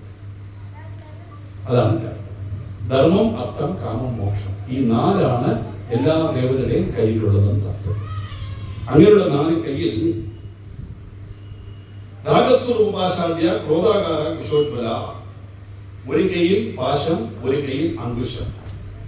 മനോരൂപേക്ഷ കോദണ്ഡ പഞ്ചതന്മാത്ര സഹായക. ഒരു കൈയിൽ കരിമുരില്, ഒരു കൈയിൽ 5 ബാണം. എന്താണ്? ഇടത് കൈയിൽ, മുമ്പിലുള്ള കൈയിൽ കരിമ്പ്, പുറകിലുള്ള കൈയിൽ പാശം. വലത് പുറകിലുള്ള കൈയിൽ അങ്കുശം, മുമ്പിലുള്ള കൈയിൽ 5 ബാണം. 5 ബാണമേ ഉള്ളൂ. അതിൽ ഒന്നുമില്ല. എന്താണ് രാഗം എന്ന് പറഞ്ഞാൽ? സിന്ധു ഭൈരവി, ഭൈരവി അതല്ല. ഇവിടെ രാഗം എന്ന് പറഞ്ഞാൽ അറ്റാച്ച്മെന്റ്. അതാണ് ദേവിയുടെ കയ്യിലിരിക്കുന്നത്. കാരണം എന്താ? നമ്മുടെ കയ്യിലുള്ള ഞാൻ എന്റേത് എന്നുള്ള ആഗ്രഹങ്ങൾ കുറച്ചുകൊച്ചായി കുറഞ്ഞു വന്നാൽ മാത്രമേ നമുക്ക് മോക്ഷത്തിലോട്ട് പോകാൻ സാധിക്കുകയുള്ളൂ. ശരിയായ ലൗകികമായി നോക്കിക്കഴിഞ്ഞാൽ നമ്മുടെ മേലുള്ള പാശം, അറ്റാച്ച്മെന്റ്, അതാണ് പാശം കയ്യിൽ വെച്ചത്. അങ്കുശം, കണ്ടോ, ദേവി അങ്കുശം വെച്ചിരിക്കുന്നു. അപ്പൊ ദേവി ദേഷ്യപ്പെടില്ലെങ്കിൽ പിന്നെ എന്തിനാണ് ഈ അങ്കുശം? ആയുധം. അങ്കുശം എന്ന് പറഞ്ഞാൽ അറിയാം, ആനയുടെ ചെവിയിട്ട് വലിക്കുന്നത്, നമ്മളെ ഉദ്ധരിക്കുന്നത്. ഈ അങ്കുശം എന്തിനാണ്? അങ്കുശം നമുക്കല്ല, ദുഷ്ടശക്തികളെ ഇല്ലാതാക്കാൻ വേണ്ടിയിട്ടാണ് ഈ അങ്കുശം. എപ്പോഴെങ്ങനെയാണല്ലോ അല്ലേ? സാധാരണ നമ്മൾ പറയും, എന്താ കാല് പറ്റിയത്? അത് കുപ്പിച്ചില് കൊണ്ടു. ഇങ്ങനെയല്ലേ പറയുള്ളൂ. നമ്മൾ കുറച്ച് ആലോചിച്ച് നോക്കൂ. കുപ്പിച്ചില് കാലിൽ കൊണ്ടോ, കാല് കുപ്പിച്ചിലിനെ ചവിട്ടിയോ? ആലോചിച്ചു. കാലിലെ ചവിട്ടിയോ? കുപ്പിച്ചില് എവിടെയോ കിടക്കും. അത് കുപ്പിച്ചിലായത് നമ്മൾ അശ്രദ്ധ കൊണ്ടാണ്. നമ്മുടെ കാല് എവിടെ ഉണ്ടെന്ന് തേടി കണ്ടുവന്നത് ചവിട്ടിയില്ലല്ലോ. കഥ മുട്ടിയെന്ന് പറയും, തല മുട്ടിയെന്ന് പറയണം. കഥകളെല്ലാം മുട്ടിയത് എത്ര വിചാരം വെച്ച് അതിന് അത് എന്തുമാത്രം ഉപകാരം ചെയ്ത് നമുക്ക് തണുപ്പിൽ നിന്ന് കള്ളം പറഞ്ഞ രക്ഷിച്ച് നമ്മളെ സഹായിക്കുന്ന ഒരു സാധനം പാവം. അതിൻ്റെ അടുത്തോട്ട് തല കൊണ്ട് നമ്മുടെ അശ്രദ്ധ കൊണ്ട് ഇടിച്ചിട്ട്. കാരണം എന്താ? മനുഷ്യന്റെ സ്വഭാവം ഐ ആം ഓൾവേസ് റൈറ്റ്. ഞാൻ പെർഫെക്റ്റ് ആണ്, ഞാൻ ചക്കര കുട്ടിയാണ്, അവനാണ് മോശം. അവരോട് കുപ്പിച്ചതിനെ കുറ്റം പറയും, മുള്ളിനെ കുറ്റം പറയും, കഥയിനെ കുറ്റം പറയും. പോട്ടെ, കുപ്പിച്ചെല്ലി തറച്ചു കാലില്. അത് എടുക്കണമെങ്കിൽ എന്ത് ചെയ്യണം? കുപ്പിച്ചില്ലേ, നീ എന്നെ കുട്ടി, ഞാനിതിനെ ഉപദ്രവിക്കുന്നതിനകത്ത് വെണ്മ തലയിൽ വാന്ന് വിളിച്ചാൽ അത് വരുമോ? സൂര്യമനം കൊണ്ട് കുട്ടി തന്നെ വെളിയെടുക്കണം അല്ലേ? എങ്കിലേ എടുക്കുള്ളൂ. കത്തി കൊണ്ട് കീറുന്നില്ലേ ഓപ്പറേഷൻ? എന്തിനുള്ളത്? എങ്കിലേ അത് പുറത്തെടുക്കാൻ പറ്റും. ദുഷ്ടശക്തികളെ ഇല്ലാതാക്കാനാണ് ഈ അങ്കുശം. അതാണ് ദേവിയുടെ കയ്യിലുള്ളത്. ആലോചന പറയുന്നുണ്ട്, ആ അങ്കുശം എനിക്ക് നേരെ വേണ്ട, പാശം മാത്രം എനിക്ക് കാണിച്ചാൽ മതി എന്ന് സൗന്ദര്യത്തിൽ കാണിക്കുന്നു. ഇതാണ് ദേവിയുടെ കയ്യിലുള്ള പാശവും അങ്കുശവും. കരിമ്പിൽ എന്താണ്? മനോരൂപേക്ഷ കോതണ്ട. കരിമ്പ് സാധാരണ നമുക്കെല്ലാം അറിയാം. അത് ഒരെണ്ണെടുത്ത് ഒഴിച്ചു നോക്കും. ടൂത്ത്പേസ്റ്റിന് അഡ്ജസ്റ്റ്മെന്റ് വേണ്ടി ഒഴിച്ചതായിട്ട് കാണിക്കും. പക്ഷെ പ്രാക്ടിക്കലായിട്ട് അത് നടക്കില്ല. ഉള്ള പല്ലെല്ലാം പോകും അതിട്ട് കഴിച്ചു ഒഴിച്ച. കരിമ്പ് എന്ന് പറഞ്ഞാൽ ഉറച്ച മനസ്സെന്ന്. അതാണ് വേണ്ടത്. മനസ്സെപ്പോഴും ഉറച്ച മനസ്സായിരിക്കണം. മനസ്സാണ് എല്ലാത്തിനും കാരണം. മനയേവ മനുഷ്യ കാരണം ബന്ധമോക്ഷയോ. ബന്ധം കിട്ടിയാലും ശരി, മോക്ഷം കിട്ടാലും മനസ്സ് വിചാരിക്കണം. അവന് മനസ്സില്ല തരാൻ എന്നല്ലേ പറയണത്. മനസ്സല്ല തരുന്ന കയ്യിലേ തരുന്നത്. പക്ഷേ കൈ തരണമെങ്കിൽ കൊടുക്കാനുള്ള ആ ഒരു മനസ്സ് അവനുണ്ടാകും. അതാണ് മനസ്സില്ല. മനസ്സാണ് എല്ലാത്തിനും കാര്യം. ആ മനസ്സ് ഉറച്ച മനസ്സായിരിക്കണം. ഏത് ഉറച്ച മനസ്സായിരിക്കണം? ഈശ്വരനിൽ ഉറച്ച മനസ്സായിരിക്കണം, ദൈവഭക്തിയുള്ള മനസ്സായിരിക്കണം. അതാണ് കരിമ്പുവിൽ ദേവിയുടെ കയ്യിലിരിക്കുന്നത്. അപ്പൊ കരിമ്പുവിൽ പോലെ ഉറച്ച മനസ്സ്, കയ്യിൽ 5 ബാണം. 5 ബാണം എന്ന് പറയുന്നത് നമ്മുടെ 5 ഇന്ദ്രിയങ്ങളാണ്. കണ്ണ്, കാത്, മൂക്ക്, നാക്ക്, തൊക്ക് എന്ന ജ്ഞാനേന്ദ്രിയങ്ങൾ. ദശേന്ദ്രിയങ്ങളുണ്ട്. ജ്ഞാനേന്ദ്രിയമാണ് ഇവിടെ ഉദ്ദേശിക്കുന്നത്. കാരണം എന്താ? കണ്ണുകൊണ്ട് കണ്ടാണ് കാര്യങ്ങൾ മനസ്സിലാക്കുന്നത്, കാതുകൊണ്ട് കേട്ടാണ് കാര്യങ്ങൾ മനസ്സിലാക്കുന്നത് അല്ലേ? ഈ കണ്ണിന് കാണാനുള്ള ആ കഴിവുണ്ടല്ലോ, അതിനാണ് തന്മാത്ര എന്ന് പറയുന്നത്. അതാണ് ശബ്ദ, സ്പർശ, രൂപ, രസ, ഗന്ധം. ശബ്ദം കാത്, സ്പർശം ത്വക്ക്, രൂപം കണ്ണ്, രസം നാക്ക്, ഗന്ധം മൂക്ക്. അപ്പൊ നമ്മൾ ഇരിക്കുന്ന കുറെ ആരെങ്കിലും തട്ടി നമുക്ക് അറിയാം. എങ്ങനെ അറിയുന്നു? കണ്ണിപ്പോ മുമ്പിലേ നമ്മൾ കണ്ടിട്ടില്ലല്ലോ. പക്ഷേ ആ ടച്ച്, ഇതാണ് ആ ദേവിയുടെ കയ്യിലുള്ള 5 എണ്ണം. എന്താണ് അർത്ഥം? ഈ ഇന്ദ്രിയങ്ങൾ മനസ്സിന്റെ ഇഷ്ടത്തിൽ, ഇന്ദ്രിയങ്ങൾ അതിന്റെ ഇഷ്ടത്തിന് പോകുമ്പോൾ മനസ്സും അതിന്റെ പുറകെ പോകും. അതുകൊണ്ടാണ് നമ്മൾ അങ്ങനെ ഇരിക്കുന്നത്. ശ്രദ്ധിച്ച് കേട്ടോണ്ടേ എനിക്ക് എന്തെങ്കിലും ഉടനെ നമ്മൾ കണ്ണങ്ങോട്ട് തിരിയണം. എന്തുകൊണ്ട്? മനസ്സ് അതിലോട്ട് പോയി. അതാണ് കാര്യം. അപ്പോഴേക്ക് തിരിച്ചു വരുന്നത് ഈ പറയുന്നതൊക്കെ ചെവികൾക്ക് ഇതുവഴി കേട്ട് ഇതുവഴി പോകുന്നല്ലാതെ ഒന്നും ഉള്ളിൽ ഇറങ്ങില്ല. മനസ്സിന്റെ സഹയോഗം ഉണ്ടെങ്കിൽ എല്ലാം ചെയ്യാൻ സാധിക്കുള്ളൂ. കുക്കിംഗ് ആയാലും ശരി തന്നെ. നിങ്ങൾ ശ്രദ്ധിച്ച് ചെയ്തില്ലെങ്കിൽ ഉപ്പിട്ടോ എന്ന് സംശയം വരും, കൂടുതലിടും. അല്ലെങ്കിൽ ഇടാതെ ഇട്ടു എന്ന് വിചാരിക്കും. എന്തെങ്കിലും ഒരു സംഭവം ഉണ്ടെന്ന് നടക്കും. എല്ലാത്തിനും മനസ്സിലായിരിക്കണം. ഒരു അയൺ ചെയ്താലും ശരി, ഒരു ഭക്ഷണം ഉണ്ടാക്കിയാലും ശരി, നടന്നു പോകുമ്പോഴും മനസ്സിരുന്നാലും നമുക്ക് പോകാൻ പറ്റും. ഒരു ഗന്ധം വായിച്ചാലും ശരി, മനസ്സതിലിരിക്കണം. മനസ്സിന് സഹയോഗമില്ലാതെ ഒന്നും ചെയ്യാൻ സാധിക്കില്ല. അപ്പൊ ഈ മനസ്സിന് എന്ത് ചെയ്യണം? കരിമ്പ് വെല്ലുപോലെ ഉറച്ച മനസ്സായി ഈശ്വരനെ ഏൽപ്പിച്ചാൽ ഈ ഇന്ദ്രിയങ്ങളെല്ലാം അതിന്റെ പാട്ടിന് പോകും. പോയി പോയി പോയി പോയി അതിനെ അലഞ്ഞു തിരിയും. അതിനൊന്നും പ്രയോജനമില്ല. മനസ്സ് എവിടെ ഇരിക്കുന്നത് തനിയെ വന്നു വരും. അതാണ് ശിവാനന്ദ പറഞ്ഞു, മനസ്തേ പാദാബ്ജേ. ആദിശങ്കരന്റെ കൃതികളെല്ലാം നോക്കിയാൽ ഇതെല്ലാം നമുക്ക് മനസ്സിലാക്കും. വളരെ സിമ്പിളായിട്ട് എക്സ്പ്ലനേഷൻ കൊടുത്തിട്ടുണ്ട് നമ്മുടെ മലയാളത്തിൽ. എസ്പെഷ്യലി മലയാളത്തിൽ ഇഷ്ടംപോലെ പുസ്തകം, എല്ലാ ഗ്രന്ഥത്തിനും ഉണ്ട് വ്യാഖ്യാനം. ഞാൻ എല്ലാം മലയാളം തന്നെയാണ് വെക്കുന്നത്. ക്ലാസ് തമിഴിൽ നടത്തുന്നുണ്ട്, പക്ഷേ മലയാളം ബുക്കാണ് ബേസ്. മനസ്സ് അതിൽ കൊണ്ട് വെച്ചു കഴിഞ്ഞാൽ ഇന്ദ്രിയങ്ങളൊക്കെ പോകും. ആദ്യം നിയന്ത്രിക്കാൻ, ഇന്ദ്രിയങ്ങൾ നിയന്ത്രിക്കാൻ നമ്മളെ കൊണ്ട് പറ്റില്ല. അത് ശ്രമിക്കുകയേ വേണ്ട. ഓട്ടെ, കഴിച്ചു വിട്ടേക്കണം. ധ്യാനം ചെയ്യാൻ ഇരിക്കുന്നു, ഉടനെ നല്ല ദോശ ഉണ്ടാക്കുന്ന മണം വന്നു, മുക്കി വലിച്ച് കയറ്റിക്കൊള്ളു, ഒരു കുഴപ്പമില്ല. 2 പ്രാവശ്യം കഴിക്കുക, 3ാമത്തെ പ്രാവശ്യം വരുമ്പോൾ ദോശയുടെ മണമായിട്ട് തോന്നൂല. കാരണം എന്താ? നമ്മൾ ആ പ്രോസസ് നിർത്തരുത്, സ്റ്റിൽ കണ്ടിന്യൂ ചെയ്യണം.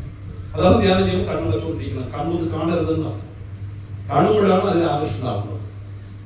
ഇതിങ്ങനെ നാൾക്കുടെ പ്രാക്ടീസ് ചെയ്ത് വരുമ്പോൾ ഈ മനസ്സ് ഉറച്ച മനസ്സായി മാറും. അതാണ് ദൈവയുടെ കയ്യിലുള്ള കരിമ്പുവില്ല്. ആ മനസ്സ് വന്നു കഴിഞ്ഞാൽ ഇന്ദ്രിയങ്ങൾ അതിലടങ്ങും. അതാണ് മനോരൂപേക്ഷ പോലുള്ള പഞ്ചതന്മാത്ര സഹായക രാഗസ്വരൂപാചാര്യ ക്രോധാങ്കാനുഷ്ഠിക്കല നിജാഗുണ പ്രഭാവയുടെ മധ്യബ്രഹ്മാണ്ട മണ്ഡലായി മഹാ. ആ ദേവിയുടെ വിഗ്രഹം, പടം എവിടെ നോക്കിയാലും, ഏത് ദേവന്റെ ആയാലും ഏത് ദൈവത്തിന്റെ പടം നോക്കിയാലും പുറകിൽ ഇങ്ങനെ റൗണ്ടായിട്ട് വരച്ചിരിക്കും അല്ലെ? ഒരു കളർ പ്രകാശമാതിരി. എന്താണത് കാണിക്കുന്നത് എന്ന് പറഞ്ഞാൽ ഈശ്വര സ്വരൂപം ഈ പ്രപഞ്ചം മുഴുവൻ നിറഞ്ഞിരിക്കുന്നു. ഈശ്വരൻ ഇല്ലാത്തൊരു സ്ഥലമില്ല. അത് പ്രഹ്ലാദൻ ചോദിച്ചപ്പോ പ്രഹ്ലാദൻ പറയുന്ന കാര്യങ്ങൾ തൂണിലുമുണ്ട്, തുരുമ്പിലുമുണ്ട്, നീ പറഞ്ഞ വാക്കിലുമുണ്ട്. എവിടെ ഹരി എന്നല്ലേ ചോദിക്കുന്നത്? അത് ഹരി ഉണ്ടല്ലോ. നമുക്കിതെങ്ങനെ മനസ്സിലാക്കാൻ സാധിക്കും? ഈശ്വര സ്വരൂപം എവിടെ നിറഞ്ഞിരിക്കുന്നു? ഇവിടെ ഉണ്ടോ, ഇവിടെ ഉണ്ടോ, ഇവിടെ ഉണ്ടോ ചോദിച്ചാൽ നമുക്ക് ഹൃദയകുമാരി ഗത കൊണ്ട് അടിച്ച് വെളിയിൽ കൊണ്ടുവരാൻ സാധിക്കുമോ?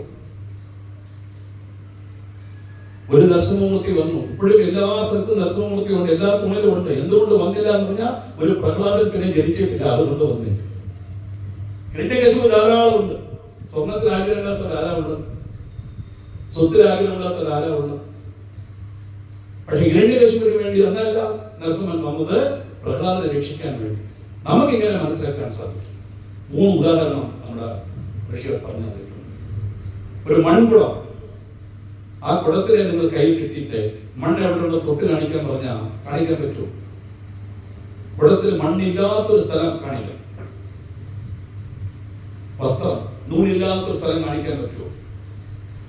ആഭരണം, കുണ്ടലമാട്ട, വളയാകട്ടെ, ഇത് സ്വർണമില്ലാത്തൊരു സ്ഥലം കാണിക്കാൻ പറ്റുമോ? പറ്റില്ല. അപ്പോ കുടത്തിൽ മണ്ണും കുണ്ടലത്തിൽ സ്വർണമും മുണ്ടിൽ നൂലും എങ്ങനെ നിറഞ്ഞിരിക്കുന്നുവോ അങ്ങനെ മുഴുവൻ നിറഞ്ഞിരിക്കുന്നതാണ് ഈശ്വര സ്വരൂപം. ഇത് തന്നെയാണ് വിഷ്ണുശാസ്ത്രം ആദ്യം വിശ്വം വിഷ്ണു ഷഡ്കാരോ ഭൂതഭവ്യവപ്രഭു. വിഷ്ണു എന്ന് പറഞ്ഞാൽ വ്യാപനാശീലമുള്ളവൻ, എങ്ങും വെച്ചിരിക്കുന്നവൻ. ഏത് ഗ്രന്ഥത്തിനെടുത്താലും ഇത് തന്നെയാണ് പറയുന്നത്. ഇല്ലാത്തൊരു സ്ഥലമില്ല, എങ്ങും വ്യാപിച്ചിരിക്കുന്നതാണ്. അതാണ് വേദം പറഞ്ഞത്, സഹസ്രശീർഷ സഹസ്രാക്ത സഹസ്രഭ സഭൂമി വിശ്വതോത്വ അത്യതിട്ട ദശാങ്കുലം. 1000 തലകളുണ്ട് ബ്രഹ്മത്തിന്, 1000 കണ്ണുകൾ. ശരിയാവോ? 1000 തലയുണ്ടെങ്കിൽ 2000 കണ്ണ് വേണ്ടേ? അപ്പൊ ബ്രഹ്മം എന്ന് ഒറ്റ കണ്ണാണ്. 1000 കാല്, അതും ശരിയാവും, കാര്യമാവുന്നില്ല. ഈ 1000 എന്ന് പറഞ്ഞാൽ എന്താ? എണ്ണി തിട്ടപ്പെടുത്താൻ കഴിയാത്തത്, അൺകൗണ്ടബിൾ. പ്രപഞ്ചം മുഴുവൻ നിറഞ്ഞിരിക്കുന്ന ഈശ്വര ശക്തിക്ക് എത്ര കണ്ണെന്ന് എങ്ങനെ പറയാൻ സാധിക്കും? എല്ലായിടത്തും കണ്ണുണ്ട്, എല്ലായിടത്തും നിർവഹിക്കുന്നതുകൊണ്ട്. അതുകൊണ്ട് എണ്ണ തിട്ടപ്പെടുത്താൻ പറ്റാത്തത്. അതുപോലെ എല്ലാ ജീവജാലങ്ങൾക്കുള്ളിലും ജീവനായിരിക്കുന്നത് ഞാനാണെന്നല്ലേ കൃഷ്ണൻ പറയുന്നത്. ഈശ്വര സർവഭൂതാന ഹൃദയശ അത്യുന്നതീ. അപ്പൊ നമ്മുടെ ഉള്ളിലുള്ള ഇതേ ഈശ്വരന്റെ അംശമല്ലേ? എത്ര ജീവികളാണുള്ളത്, എത്ര മരങ്ങൾ ചെടികൾക്കും ജീവനുണ്ട്, അതിലുമുണ്ട് ബ്രഹ്മം. എത്ര മരങ്ങൾ, എത്ര ചെടികൾ, എത്ര വിധമായ മനുഷ്യർ, എത്ര വിധമായ മൃഗങ്ങൾ എണ്ണി പറയാൻ പറ്റുമോ? അതാണ് സഹസ്രശീർഷാവുള്ള സഹസ്രാക്ഷ സഹസ്രപാദം പറയാൻ കാര്യം. അല്ലാതെ നമ്മൾ ഉദ്ദേശിക്കുന്നവർ 1000 മുഖം, 1000 കാല്, 1000 കൈ നല്ല. ഈ ശ്ലോകങ്ങളിലും സ്തോത്രങ്ങളിൽ പറയുന്ന നമ്പർ എല്ലാം 1 ഫോളോഡ് ബൈ സീറോസ് അല്ല, പ്രഭാവത്തെ കുറിക്കുന്നത്. നമ്മളതാണ് പറയുമല്ലോ, കല്യാണത്തിന് ഉണ്ണായിട്ട് വന്നില്ല, ലക്ഷക്കണക്കിന് ആളുകൾ അവിടെ. 1,00,000 ആളുകളെ ഉൾക്കൊള്ളുന്ന ഒരു മണ്ഡപവും ഇന്ത്യയിലില്ല. ഉണ്ടോ? ഒരു കല്യാണ മണ്ഡപവും ഇല്ല. നമ്മൾ ലക്ഷക്കണക്കിന് ആളുകൾ ഞാൻ കഴിച്ചില്ല എന്ന് പറയും, 10,000 ആളുകൾ കഴിച്ചില്ല. കാരണം എന്താ? ഒരുപാട് നമ്മൾ അർത്ഥം. 10,000 ആരെ എണ്ണിട്ട് പറഞ്ഞതല്ല. അതേപോലെയാണ് ഇവിടെ പറയുന്നത്. എങ്ങും നിറഞ്ഞിരിക്കുന്ന ഈശ്വര സ്വരൂപം. അതിന് എക്സാമ്പിൾ ഇനി ഓർമ്മിച്ചോളൂ. മൂന്നിൽ നൂല്, കുടലത്തിൽ സ്വർണം, കുടത്തിൽ മണ്ണ്. ആർക്കെങ്കിലും പറയാൻ പറ്റുമോ എവിടെ ഇല്ലാത്തൊരു സ്ഥലം? അതുപോലെ ഈശ്വരന സ്ഥലം പാവാൻ സാധിക്കില്ല. ഇതാണ് നമ്മളെ ഈ പ്രഭ കാണിക്കുന്നത്. മുഴുവൻ നിറഞ്ഞിരിക്കുന്നു. അല്ലാതെ ചുമ്മാ വെറുതെ ഒരു പടത്തിന്റെ പുറകെ ഇങ്ങനെ വരച്ചു വെച്ചിരിക്കുകയാണ്.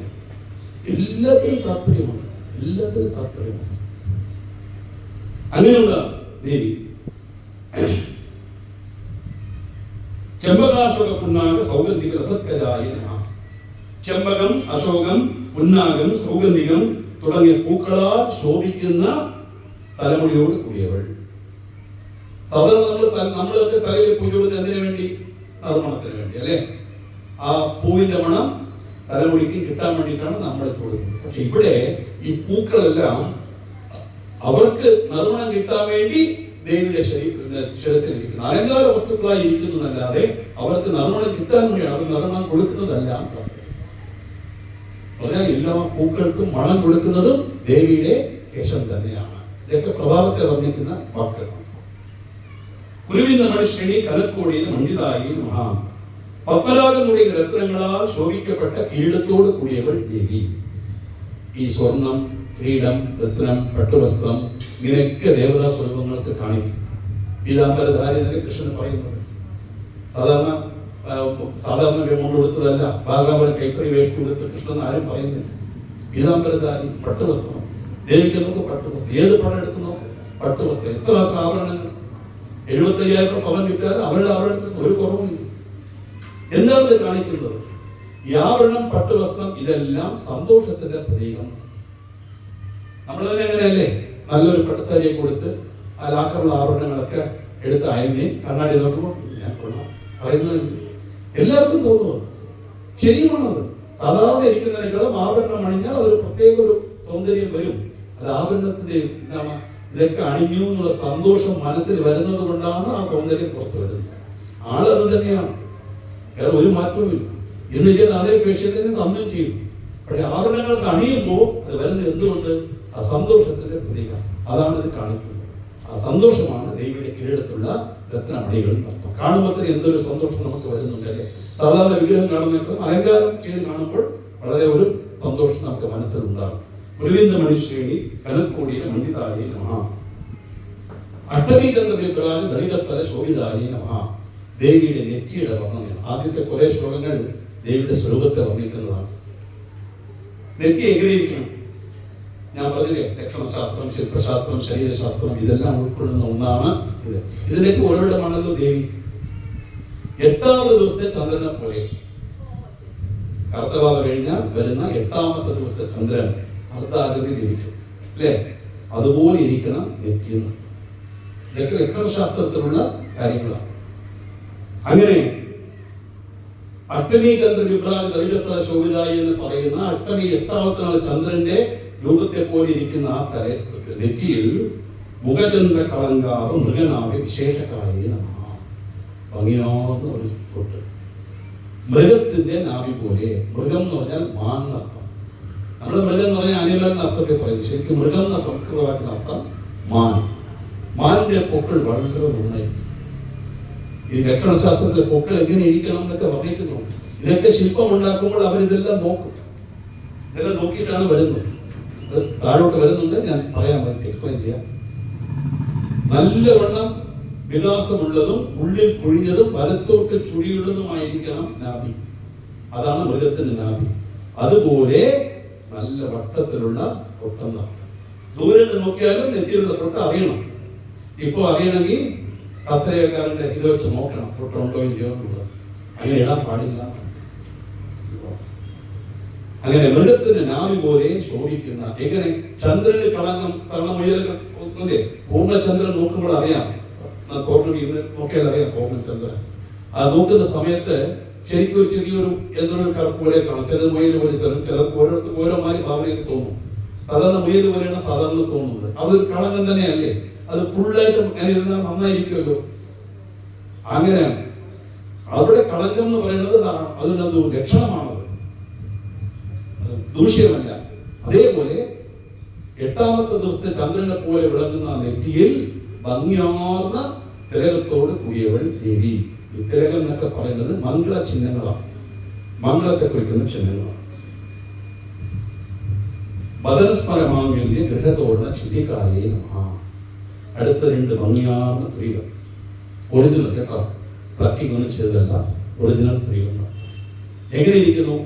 കാമദാരി ഗൃഹത്തിന്റെ വാതിൽ പോലെ ഭംഗിയാർന്ന 2 പ്രിയം.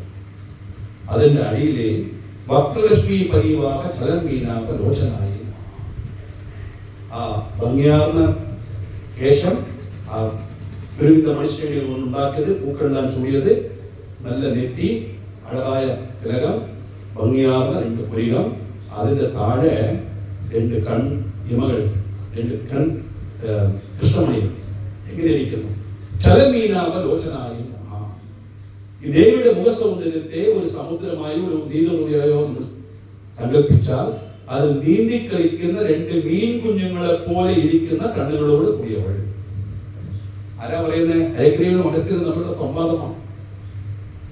ശരിക്കും ദേവിയുടെ കണ്ണ്, കാതിലുള്ള തോട്, സ്തനം, ഇതെല്ലാം സൂര്യചന്ദ്രന്മാരെ കുറിക്കുന്നതാണ് തത്വം. എല്ലാത്തിനും 2 അർത്ഥമുണ്ട്. വാക്യാർത്ഥമുണ്ട്, അല്ലാതെ ഉള്ള അർത്ഥം. അതാണ് റൂട്ട് മീനിങ് എന്ന് പറയും. 18 വിദ്യയിലെ റൂട്ട് മീനിങ്. നിരുക്തം കേട്ടിട്ടില്ലേ? നിരുക്തം എന്നുള്ള റൂട്ട് മീനിങ് ആണ്. കണ്ണെന്നുള്ള ഈ നമ്മൾ ഉദ്ദേശിക്കുന്ന കണ്ണല്ല. സോമസൂര്യാഗ്നി ലോചനായ നമഃ. സോമൻ എന്ന് പറഞ്ഞാൽ ചന്ദ്രൻ, സൂര്യൻ എന്ന് പറഞ്ഞാൽ സൂര്യൻ, അഗ്നി എന്ന് പറഞ്ഞാൽ അഗ്നി. അപ്പൊ ഈ 3 സൂര്യൻ, അഗ്നി, ചന്ദ്രൻ, ഇവര് 3 കണ്ണുകളായിട്ടുള്ളവെന്ന് പറഞ്ഞാൽ വലതുകൺ സൂര്യൻ, ഇടതുകൺ ചന്ദ്രൻ, നെറ്റിക്കണ്ണ് അഗ്നി എന്നർത്ഥം. ഇങ്ങനെ 3 കണ്ണുകളായി കൊണ്ടവൾ. സൂര്യനെ കണ്ണായിട്ട് കൊള്ളണമെങ്കിൽ ആ രൂപം എങ്ങനെയിരിക്കും? നമുക്ക് ചിന്തിക്കാൻ പോലും പറ്റില്ല. സൂര്യചന്ദ്രന്മാരെ 2 നേത്രങ്ങളായിട്ടുള്ളവൾ എന്ന് പറഞ്ഞാൽ ഇങ്ങനെ ഭംഗിയാർന്ന കൃഷ്ണമണി. എങ്ങനെ മീൻ കുഞ്ഞുങ്ങൾ വെള്ളത്തിൽ നീന്തി കളിക്കുമോ അതുപോലെ മുഖമാകുന്ന സൗന്ദര്യത്തെ ഒരു നീറുകയായി സങ്കല്പിച്ചാൽ അത് നീന്തി കളിക്കുന്ന 2 മീൻ കുഞ്ഞുങ്ങളെ പോലെ ഇരിക്കുന്ന കണ്ണുകളോട് കൂടിയവൾ. അതിന് താഴെയോ നവചമ്പക പുഷ്പാപ നാസാദണ്ഡ വിരാജിതായ നമഃ. ഭംഗിയാർന്ന മൂക്ക്, നല്ല മാംസളമായ മൂക്ക്, പുതുതായി പൂത്ത ചെമ്പകപ്പൂവിന്റെ തണ്ട് പോലെ. ഇനി ജപിക്കുമ്പോൾ അതെല്ലാം ഈ രീതിയിൽ വേണം ധ്യാനിച്ചു വരാൻ ദേവിയെ. നല്ല മൂക്ക്, കാരണം മൂക്ക് മൊഴിയുമായിട്ടാന്ന് പറയും തമിഴിൽ. പെണ്ണ് കണ്ടിട്ട് വന്ന മൂക്ക് സൗന്ദര്യത്തിന് ഏറ്റവും വലിയൊരു ഘടകമാണ്. എല്ലാ അംഗങ്ങൾക്കും അതിൻ്റെതായ ബ്യൂട്ടി ഉണ്ട്. കാരണം അതാണ് എടുത്ത് കാണിക്കുന്നത്. ദേവിയുടെ മൂക്ക് എന്ന് പറയുന്നത് പുതുതായി പൂത്ത ചെമ്പകപ്പൂ പോലുള്ള മൂക്ക്. നവചമ്പകപുഷ്പാപനാസാദണ്ഡ വിരാജിതായ നമഃ. അതിലെ ഒരു മൂക്കുത്തി താരാകാന്തി തിരസ്കാരി നാസാഭരണ വാസുദായ നമഃ. താരം എന്ന് പറഞ്ഞ നക്ഷത്രം.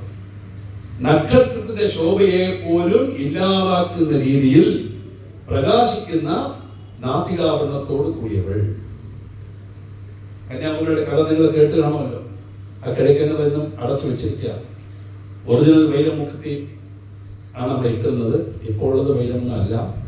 അത് രഹസ്യം പരസ്യമായിട്ട് പറഞ്ഞു കഴിഞ്ഞാൽ പണ്ടുണ്ടായിരുന്നു മുക്കുത്തി. അതിന്റെ പ്രകാശം ദൂരെ കടൽ നോക്കുമ്പോൾ സെർച്ച് ലൈറ്റ് ആണെന്ന് പറഞ്ഞിട്ട് നാവികർ വന്നു എന്ന് പറഞ്ഞിട്ടാണ് കഥ അടച്ചത്. അത്ര കണ്ട് പ്രകാശമേറിയതാണ് ആ മൂക്കുത്തി എന്ന് പറഞ്ഞാൽ ദേവിയുടെ മൂക്കുള്ള ആസാവരണം നക്ഷത്രങ്ങളെക്കാളും പ്രകാശിക്കുന്നതാണ്. ഇതെല്ലാം രൂപവർണ്ണനയും അതിന്റെ പ്രഭാവത്തെ കുറിക്കുന്ന വാക്കുകളാണ്. കദംബമഞ്ജരീകൃത്ത കർണകൂല മനോഹരായ നമഃ. ആ ചെവിയിൽ കദംബൻ പൂക്കളാൽ ചൂടിയ ഭംഗിയാർന്ന ചെവിയോട് കൂടിയവൾ രൂപവർണ്ണനയാണ്. താടങ്കയുടെ തവനോട് മണ്ഡലായി നമഃ. നേരത്തെ പറഞ്ഞില്ലേ, കണ്ണ് കാതിലുള്ള തോടെന്ന് പറഞ്ഞാൽ ഇയറിങ്. ഇപ്പൊ മറ്റേ റൗണ്ട് കൊണ്ടെല്ലാം വന്നു. പണ്ട് റൗണ്ടായിട്ട് അതേ കാണുള്ളൂ. ഈ കുരുവി കയറി ഇരിക്കുന്ന പോലെ വളയമൊന്നും ഇപ്പൊ പുതിയതായിട്ട് ഇപ്പൊ വന്നതാണ്. പണ്ടതൊന്നുമില്ല. ദേവിക്ക് ഒരു സ്ഥലത്ത് അത് ഇട്ടിട്ട് ഏതെങ്കിലും ക്ഷേത്രത്തിൽ നോക്ക്, അത് ഡോളൊക്കെ തൂങ്ങിയിടുന്ന ഒന്നുമില്ല. വലിയൊരു റൗണ്ട് ചെവി പിടിച്ച് തൂക്കിയെടുക്കും. അങ്ങനെയല്ല, നല്ല തോടാണ്. തപൻ ഉടുപൻ. തപൻ എന്ന് പറഞ്ഞാൽ സൂര്യൻ, ഉടുപൻ എന്ന് പറഞ്ഞാൽ ചന്ദ്രൻ. താളങ്കരി തപനോട് മണ്ഡലായ നമഃ എന്ന് പറഞ്ഞാൽ സൂര്യചന്ദ്രന്മാരെ കർണാഭരണമായി കൊണ്ടവൾ ദേവി. അപ്പോ ആ സ്വരൂപത്തെ നമുക്ക് ചിന്തിക്കാൻ പോലും സാധിക്കില്ല. അപ്പോൾ എന്തുകൊണ്ട് ഈ വർണ്ണന വരുന്നു എന്ന് പറഞ്ഞു കഴിഞ്ഞാൽ, എല്ലാം ദേവിയുടെ ശരീരത്തിൽ ആഭരണങ്ങളാണെന്ന് പറഞ്ഞാൽ അതിൽ കവിഞ്ഞൊന്നില്ല എന്ന് തത്വം. താളങ്കരുടെ തവനോട് മണ്ഡലായി നമഃ. അടുത്ത പദം പത്മരാഗശിലാദർശ പരിപാവി കപോലഭൂഹു. ഇങ്ങനെ പറയണം, കപോലഭൂ എന്ന് പറഞ്ഞ് നിർത്തരുത്. മലയാള സമ്പ്രദായത്തിൽ വിസർജനം പാടില്ല എന്ന് പറഞ്ഞാൽ അവർ പറയുന്നത്. പക്ഷെ അർത്ഥം നോക്കിയാൽ എന്താ ഉദ്ദേശിക്കുന്നത്? പത്മരാഗം എന്ന് പറയുന്നത് പ്രതിഫലന ശേഷിയുള്ള വിശിഷ്ടമായ ഒരു രത്നം. ഏറ്റവും പ്രതിഫലന ശേഷിയുള്ള രത്നമാണ് പത്മരാഗം. ആ പത്മരാഗം പോലെ പ്രകാശിക്കുന്ന രണ്ട് കവിളുകളോട് കൂടിയവൾ അല്ലെ. അപ്പൊ കപോലെ ഭൂഹ് എന്ന് പറയണ്ടേ? ഒരാളെ നോക്കിയാൽ രണ്ട് കവിളില്ലേ? ഇങ്ങനെ നോക്കിയാൽ ഒറ്റ കവിള് കാണും. അപ്പൊ നമ്മളെ സൈഡ് പോസിറ്റ് കണ്ടാൽ വേണമെങ്കിൽ കപോലെ ഭൂ എന്ന് പറയാം. നമ്മള് ദേവിയെ നേരിട്ടാണ് കാണുന്നത്. ഒരു ദേവി ഇങ്ങനെ കരിഞ്ഞിരിക്കുന്നില്ല. ഏതെങ്കിലും ക്ഷേത്രത്തിലുണ്ടോ? രണ്ടും നമുക്ക് കാണത്തക്ക രീതിയിലാണ് ഇരിക്കുന്നത്. ആ പത്മരാഗം പോലെ പ്രതിഫലന ശേഷിയുള്ള രണ്ട് കവിളുകളോട് കൂടിയവൾ പറയുമ്പോൾ കപോല ഭൂഹു. അപ്പൂ പറയരുത്, കളിയാക്കി ക്ഷണിച്ച ആൾക്കാർ അബദ്ധം. കപോല ഭൂഹു അത് ഇക്ഷാകൃതി വിസർജനം കാണിച്ചു തന്നെ പറയാം. ഉദ്ഭവക്ഷോഭണോ ദേവീതി പരമോ മന്ത്ര. ഇതാണ് സഹസം. ഉദ്ഭവക്ഷോഭണം പറയാൻ പാടില്ല. ഇത് വേദത്തിലുള്ളതാണ്. അതുകൊണ്ട് പലരും അങ്ങനെ പറയുന്നു കപോല ഭൂഹു എന്ന് പറയണം, കപോല ഭൂ അല്ല. ഇതൊക്കെ കോമൺ ആയിട്ട് വരുന്ന എററാണ്. കപോല ഭൂ പലതും നോക്കിയാൽ അങ്ങനെ കപോല ഭൂ എന്ന് പറയും. വിശ്വം വെട്ടോര ഭൂതവ പ്രഭു. കാരണം ഗുഹ ഇങ്ങനെ നിർത്തുന്നു. വിശ്വം വിഷ്ണുർ വഷക്കാരോ ഭൂതഭവ്യഭവത് പ്രഭു. കാരണം ഗർത്താ ഗുഹ. പത്മനാഭസ്വാമി ക്ഷേത്രത്തിൽ സമർപ്പണമുണ്ട്. അവിടെ പോയി നോക്കൂ. ആചാര്യവരുടെ സ്ഥാനത്തിരിക്കുന്നവർ ഇങ്ങനെയാണ് പറയുന്നത്. എന്നെ അവർ വിളിച്ചപ്പോൾ ഞാൻ പറഞ്ഞു വിസർജനമില്ലാതെ ചൊല്ലാൻ എനിക്ക് പ്രയാസമാണ്. ഇത് അങ്ങനത്തെ സഹസ്രമല്ല സാർ വരണമെന്ന് പറഞ്ഞു. ഞാൻ പോയി 2 സമർപ്പണത്തിൽ ഞാൻ പോയിട്ടുണ്ട്. ഇപ്പൊ പിന്നെ ഇന്നലെ വെച്ചപ്പോഴാണ് ഈ പ്രോഗ്രാമായതുകൊണ്ട് പോകാൻ സാധിച്ചത്. കറക്റ്റായിട്ട് പറയുന്നു. ഇതെല്ലാം ഞാൻ പ്രത്യേകം പറയാം. ഇന്നലെ വരെ അങ്ങനെ പറഞ്ഞതൊന്നും ആരും വിഷമിക്കേണ്ട. നമ്മൾക്കറിയാം, കുട്ടികൾ അറിയാതെ പറയുന്നതാണ്. എന്തെല്ലാം നമ്മൾ പറയുന്നു, എന്തെല്ലാം സ്തോത്രത്തിൽ എന്തെല്ലാം അബദ്ധം പറയുന്നു. സ്വല്പം ശ്രദ്ധിച്ച് നോക്കിയാൽ അറിയാം എത്ര അബദ്ധം പറയുന്നു. അതെല്ലാം ദേവി ക്ഷയിച്ചു. പക്ഷെ ഇനി പറയുമ്പോൾ കപോല ഭൂഹു എന്ന് പറയണം. കൂട്ടത്തിൽ ചാൻ ചെയ്യുമ്പോൾ അവർ വഴക്ക് പറഞ്ഞാൽ മനസ്സിലെങ്കിലും പറഞ്ഞു കപോല ഭൂ. 2 കവിളുകൾ എന്നാണ് അർത്ഥം. പിന്നെ അത് പറയുമ്പോൾ മനസ്സിലാക്കണം, പ്രതിഫലന ശേഷിയുള്ള ഭംഗിയാവുന്ന കവിളോട് കൂടിയവൾ ദേവി എന്നർത്ഥം. നവവിദ്യമാർക്ക് ശ്രീ ഞെക്കാരി രഥരക്ഷിതായി നമഃ. ഭംഗിയാർന്ന ചുണ്ട്, വ്യക്തിക്കൊന്നും ധരിച്ചതല്ല, ഒറിജിനൽ. എങ്ങനെയിരിക്കുന്നു? പവിഴത്തിന്റെയും ഞാവൽപ്പഴത്തിന്റെയും ചുവന്ന നിറത്തെ ഇല്ലാതാക്കുന്ന രീതിയിൽ പ്രകൃത്യാവുള്ളത്. സൗന്ദര്യത്തിൽ വർണ്ണിക്കുന്ന ആവശ്യം. ഭംഗിയാർന്ന ചുണ്ടുകൾ, കോവൈപ്പഴം പോലെ ചുണ്ടെന്നൊക്കെ തമിഴിൽ പറയില്ലേ, അതുപോലെ ആ പവിഴമാണ് ചുവപ്പ് നിറത്തിന് വളരെ പ്രസിദ്ധി. അതുപോലെ ഞാവൽപ്പഴം. ഇത് രണ്ടും കമ്പയർ ചെയ്താൽ ഇതിനേക്കാളും ഭംഗിയായിട്ട് രണ്ടിന്റെ ചുവപ്പ് നിറത്തെ അപഹസിക്കുന്നുവോ എന്ന് തോന്നുന്ന പോലെ ചുവന്ന നിറത്തിലുള്ള ചുണ്ടുകളോട് കൂടിയവൾ ദേവി. അതിനകത്ത് ശുദ്ധവിദ്യാങ്കുലാകാര ദ്വിജപംക്തി ദ്വയോജ്വലായി മഹാ. ശുദ്ധവിദ്യ എന്ന് പറഞ്ഞാൽ അശുദ്ധ വിദ്യ ഉണ്ടോ? ആ ചോദ്യം ഉടനെ വരുമല്ലോ മനസ്സിലല്ലേ. വിദ്യയിൽ ശുദ്ധവിദ്യയുണ്ട്, അശുദ്ധ വിദ്യയുണ്ട്. വിദ്യ എന്ന് പറഞ്ഞാൽ എന്താ? BSc, MSc, PhD ഇതൊന്നും ആത്മീയത്തിൽ വിദ്യയല്ല, അതായത് ലൗകികത്തിൽ. ആത്മീയത്തിൽ വിദ്യയാണെങ്കിൽ അടുത്ത ജന്മത്തിൽ പറഞ്ഞു ഈ ജന്മത്തിൽ ഡോക്ടറേറ്റ് വാങ്ങിക്കുന്ന അടുത്ത ജന്മത്തിൽ ജനിക്കുമ്പോഴേ ഡോക്ടർ എന്ന് പറഞ്ഞാൽ വരം കരുതുന്നുണ്ടോ? ആരെങ്കിലും വെക്കുന്നുണ്ടോ? ഇല്ലല്ലോ. വിദ്യ എന്ന് പറഞ്ഞാൽ എന്താണ്? വിദ്യാസ്വരൂപിണി വരുന്നുണ്ട് നമ്മുടെ ലളിതാസഹസ്രനാമത്തിൽ. വിദ്യ എന്ന് പറഞ്ഞാൽ എന്താണ് സത്യം എന്നുള്ള ഉണർവ് വിദ്യ. അതൊഴികെ ബാക്കിയെല്ലാം അവിദ്യ, അജ്ഞാനം. ഇല്ലാതെ ലോകത്തെ ഉള്ളതെന്ന് വിശ്വസിക്കുന്നല്ലോ, അതാണ് അവിദ്യ അല്ലേ. എന്തെങ്കിലും ഈ കണ്ണാടി എത്ര നാൾ ഉപയോഗിക്കാൻ സാധിക്കും പറയും? ഒന്നുകിൽ പവർ കൂടും, അല്ലെങ്കിൽ താഴെ കൊണ്ട് കണ്ണാടി ഉടഞ്ഞു പോകും, അല്ലെങ്കിൽ കണ്ണാടി അവിടെ ഇരിക്കും, ഇടുന്നാള് കണ്ണാടി കൊണ്ടുപോകുമല്ലോ. പടത്തിന് മുമ്പിൽ കണ്ണാടി വെക്കുന്നതല്ലാതെ കൊണ്ടുപോകുന്നില്ല കണ്ണാടി. നമ്മൾ നമ്മുടെ സമാധാനത്തിന് വേണ്ടി വെക്കുന്നു, അത്രയേ ഉള്ളൂ. ഇത് മനസ്സിലാക്കാതെ സത്യമായ വസ്തു എന്തെന്ന് അറിയാതെ ഇതാണ് എന്തുകൊണ്ട് ഇങ്ങനെ നമുക്ക് വരുന്നു, എന്തുകൊണ്ട് സത്യമായ വസ്തു മനസ്സിലാകുന്നില്ല? സത്യമായ വസ്തു മനസ്സിലായാൽ ലോകം നിലനിൽക്കില്ലല്ലോ. അതായത് മഹാമായ പ്രഭാവേണ സംസാര സ്ഥിതികാരിണ നമ്മൾ പറയുന്നില്ല ദേവി മഹാത്മ്യത്തിൽ. ഈ സംസാരം സ്ഥിരീകരിക്കണമെങ്കിൽ മായയിൽ വീണേ പറ്റും. മായയിൽ വീണ് ഞാൻ നേരത്തെ ധർമ്മം അർത്ഥം കാമം അത് കഴിഞ്ഞാലേ മോക്ഷം കിട്ടുകയുള്ളൂ.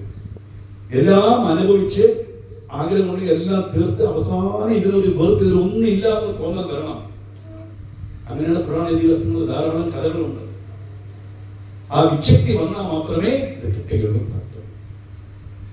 അതുകൊണ്ട് ശുദ്ധവിദ്യ എന്ന് പറഞ്ഞാൽ എന്താ? സത്യമായ വസ്തു എന്തെന്ന് പറഞ്ഞ ശുദ്ധവിദ്യ. സാധാരണ രീതിയിൽ നോക്കിയാലും വിദ്യ അഭ്യസിക്കുന്നത് എങ്ങനെ ഇരിക്കണം? ശരിക്കും ഇരിക്കണം. ഒരു അടുക്കും ചിട്ടയും വേണം. അത് ഒരു അപ്പഴുക്ക് പാടില്ല, ഒരു മാലിന്യം പാടില്ല, ക്ലിയർ ആയിരിക്കണം പഠിക്കുന്നത്. അതാണ് പല്ല്. അടുക്കി പരത്തിയ പല്ലുകളോട് കൂടിയവൾ. Set പല്ലല്ല, original പല്ലാണ്. അടുക്കി പരത്തിയ പല്ലുകളോട് കൂടിയവൾ, നല്ല വെളുത്ത നിറത്തിലുള്ള അടുക്കി പരത്തിയ പല്ലുകളോട് കൂടിയവൾ ദേവി എന്ന് പറഞ്ഞാൽ അതെന്താണ് ഉദ്ദേശിക്കുന്നത്? ശുദ്ധവിദ്യയെ കുറിക്കുന്നു. ബ്രഹ്മമാണ് സത്യം ഉണർവ് കാണിക്കുന്നതാണ് ആ പല്ലുകൾ. രൂപവർണ്ണനയാകുമ്പോൾ എല്ലാ അംഗങ്ങളും പറഞ്ഞിച്ചേ പറ്റൂ. പല്ലുകളാണ് പറഞ്ഞിട്ടുള്ളത്. ശുദ്ധവിദ്യാകാരം ദ്വിജപംക്തി ദ്വയോജ്വലായി കർപ്പൂര വീടികളാമോ സമാകർഷ ദിഗന്ധരായി. ആ ദേവിയുടെ വായിൽ നിന്നും വരുന്ന ആ കർപ്പൂരത്തിന്റെ മണം, നറുമണം ദിക്കുകൾ മുഴുവൻ നിറഞ്ഞിരിക്കുന്നു. പറഞ്ഞാൽ നേരത്തെ പറഞ്ഞുകൊണ്ട് ഈശ്വര സ്വരൂപം എങ്ങും നിറഞ്ഞിരിക്കുന്നു. കർത്തവ്യം നിജസല്ലാപമാധുര്യ ബിരുൽവത്സര കച്ചപി. കച്ചപി എന്ന് പറഞ്ഞാൽ സരസ്വതിയുള്ള വീണയാണ് കച്ചപി.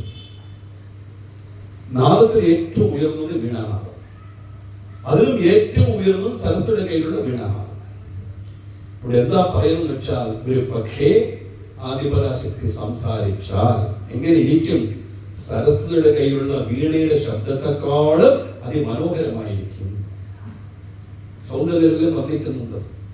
ദേവിയുടെ പ്രഭാവത്തെ വർണ്ണിച്ച് സരസ്വതി വീണയിൽ വായിച്ചുകൊണ്ടിരിക്കുമ്പോൾ അതെ അങ്ങനെ തന്നെ എന്ന് പറഞ്ഞു പോയി ദേവി. ആ ശബ്ദം കേട്ടപ്പോൾ തന്റെ വീണയ്ക്ക് അവകാശമാണോ തന്റെ വസ്ത്രം കൊണ്ട് വീണയെ മൂടി അതിൽ വരുന്നു. കാരണം സരസ്വതികളുടെ വീണയെ കുറ്റപ്പെടുത്തുന്നതല്ല, എപ്പോഴും ഒന്നിനെ ഉയർത്തി പറയുമ്പോൾ ഇന്നത് താഴ്ത്തിയല്ലേ പറയാൻ പറ്റും. ഇതിനേക്കാൾ അത് വലുതെന്ന് പറയാം. ആ വലുതിനെ ഉദ്ദേശിച്ചാണ് പറയുന്നത്, ഇതിൽ താഴ്ത്താൻ വേണ്ടിയല്ല. ദേവിയുടെ ദേവി സംസാരിച്ചാൽ എങ്ങനെ ഇരിക്കും ആ മാധുര്യം തുറന്നത് പറഞ്ഞാൽ ദേവിയുടെ ശബ്ദം അത്ര കണ്ട് മനോഹരമായിരിക്കും എന്നുള്ളത് ഇവരുടെ ഭാവന. ദേവി സംസാരിക്കാരും കേട്ടിട്ടില്ല, കേൾക്കുമോ? കേട്ടെങ്കിൽ കൊള്ളാതെ. നമുക്ക് ആഗ്രഹമുണ്ട്, എത്രയോ പറഞ്ഞുകൊണ്ടിരിക്കുന്നു, എന്താ കൈലാസമെന്ന് ഒരു പ്രായം ചോദിച്ചൂടെ? ആഗ്രഹമുണ്ട്, നടക്കുമല്ല. കാരണം എന്താ? അത് സംസാരിക്കാൻ ശരീരം ഉണ്ടെങ്കിലല്ലേ സംസാരിക്കൂ, ബ്രഹ്മമല്ലേ അത്. പക്ഷെ അങ്ങനെ സംസാരിച്ചാന്ന് പറഞ്ഞാൽ ദേവിയുടെ ശബ്ദം പറഞ്ഞാൽ അത് പ്രഭാവത്തെ കാണിക്കും. എല്ലാത്തിനും ഉപരിയാണ് ദേവി. ദേവി എന്ന് പറഞ്ഞാൽ ബ്രഹ്മം. എപ്പോഴും അത് മനസ്സിലായിക്കോണം. ലളിതാസഹസ്രനാമായത്തിൽ ഞാൻ ദേവി ദേവി ദേവി എന്ന് പറഞ്ഞുകൊണ്ട് വന്നാലും പറയുന്നതെല്ലാം ആ 26 തത്വമായ ബ്രഹ്മത്തെ കുറിക്കും. ഇതേ അടുത്ത നാളെ ഒന്ന് നാരായണിയെ പറയാൻ പറഞ്ഞാൽ ഞാൻ ഗുരുവായൂരപ്പനെ പറയും. അപ്പൊ ഞാൻ പ്ലേറ്റ് മാറ്റും. കാരണം എന്താ? ഒന്നേ ഉള്ളൂ. അത് പല രൂപത്തിൽ നേരത്തെ പറഞ്ഞ പോലെ തന്നെ പല രൂപത്തിൽ നമ്മൾ ആരാധിക്കുന്നേ ഉള്ളൂ. അങ്ങനെയുള്ള ദേവിയുടെ സരസ്വതിയുടെ കയ്യിലുള്ള വീണയെക്കാളും മാധുര്യമായ ശബ്ദത്തോട് കൂടിയവൾ മന്ദസ്മിര പ്രഭാപൂല മജ്ജകാമേശ മനസായി നമഃ. പരമേശ്വരന്റെ മനസ്സ് ദേവിയുടെ പുഞ്ചിരിയാൽ സദാ ലയിച്ചിരിക്കുന്നു.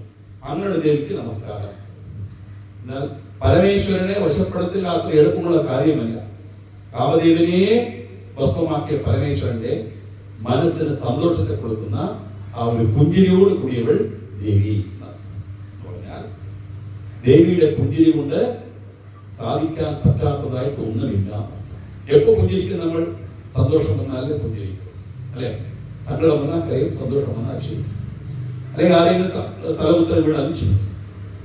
അത് മനുഷ്യന്റെ സ്വഭാവമാണ്. വീണാൽ ചിരിക്കാത്ത മനുഷ്യരില്ല എന്ന് പറയും.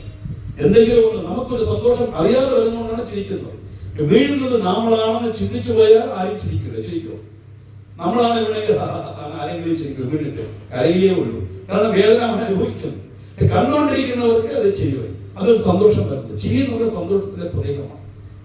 അങ്ങനെ ദേവിയുടെ പുഞ്ചിരി പരമേശ്വരന് സന്തോഷം ഉണ്ടാക്കുന്നു. അതാണ് ആ പദത്തിനർത്ഥം.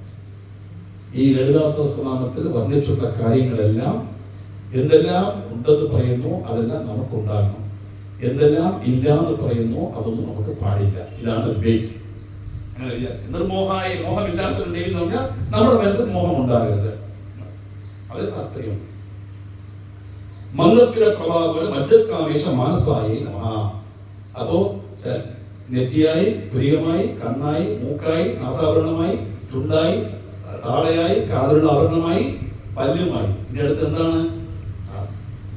അനാഗരിക സാദൃശ്യ ജിഹുകശ്രീ വിരാജിതായി. ദേവിയുടെ താള കണ്ടിട്ട് ബ്രഹ്മദേവൻ ഇതുപോലൊരു വസ്തു നിർമ്മിക്കാനായിട്ട് ഒരുപാട് ശ്രമിച്ചു. അദ്ദേഹത്തെ കൊണ്ട് സാധിച്ചില്ല. പല കവികളും ഇതിനെ വർണ്ണിക്കാൻ ശ്രമിച്ചു ആ താളയെ. എന്നിട്ടും അവർക്ക് പൂർണ്ണത കിട്ടിയില്ല. എന്ന് പറഞ്ഞാൽ സാദൃശ്യപ്പെടുത്താൻ പറ്റാത്ത രീതിയിൽ ഭംഗിയാർന്ന താളയോട് കൂടിയവൾ ദേവി എന്നാണ്. കാരണം അതിന് സമമായിട്ടൊരു വസ്തു ഉണ്ട് നമുക്ക് പറയാൻ സാധിക്കുകയില്ല. ഉണ്ടെന്ന് പറഞ്ഞാൽ രണ്ടായി പോകും.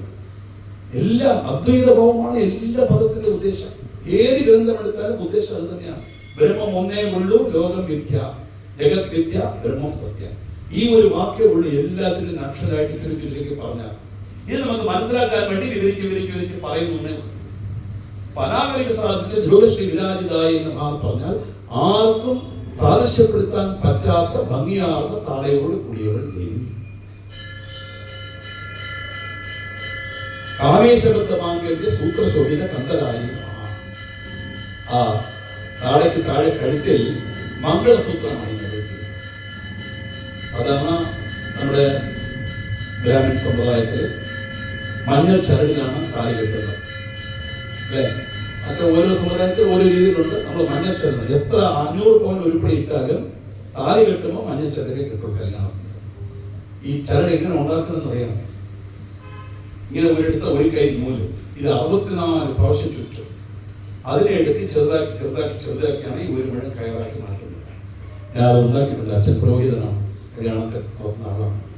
ഇങ്ങനെ പിടിക്കാൻ പറയും, കൈയൊക്കെ വേദന, ദേഷ്യം വരും. അന്നല്ല, ചെയ്തല്ലേ പറ്റും. ഇങ്ങനെ ചുരുക്കി പല നൂലുകൾ കൊണ്ട് കോർത്തിണക്കിയതാണ് ഈ മംഗളസൂത്രം. ഒരു നൂല് ഈസിയായിട്ട് പൊട്ടിക്കാം, പല നൂൽ ചേർത്തി വെച്ച് ഒന്നുകൂടെ തുറക്കാൻ നമ്മുടെ ഈർക്ക് ഈസിയായിട്ട് ഓടിക്കാം. തുറക്കെ ഓടിക്കാൻ പറ്റുമോ? അങ്ങനെ അനേകം നൂലുകൾ ചേർന്നുണ്ടാക്കിയതാണ് ഈ മംഗളസൂത്രം. അത് ഖണ്ഡത്തിൽ ആഭരണമായി അണിഞ്ഞോളൂ. ആരാണ്? കാമേശബദ്ധ മാംഗല്യം. കാമേശനാൽ ബന്ധിക്കപ്പെട്ട മാംഗല്യ സൂത്രത്തെ കഴുത്തിൽ അണിഞ്ഞവൾ.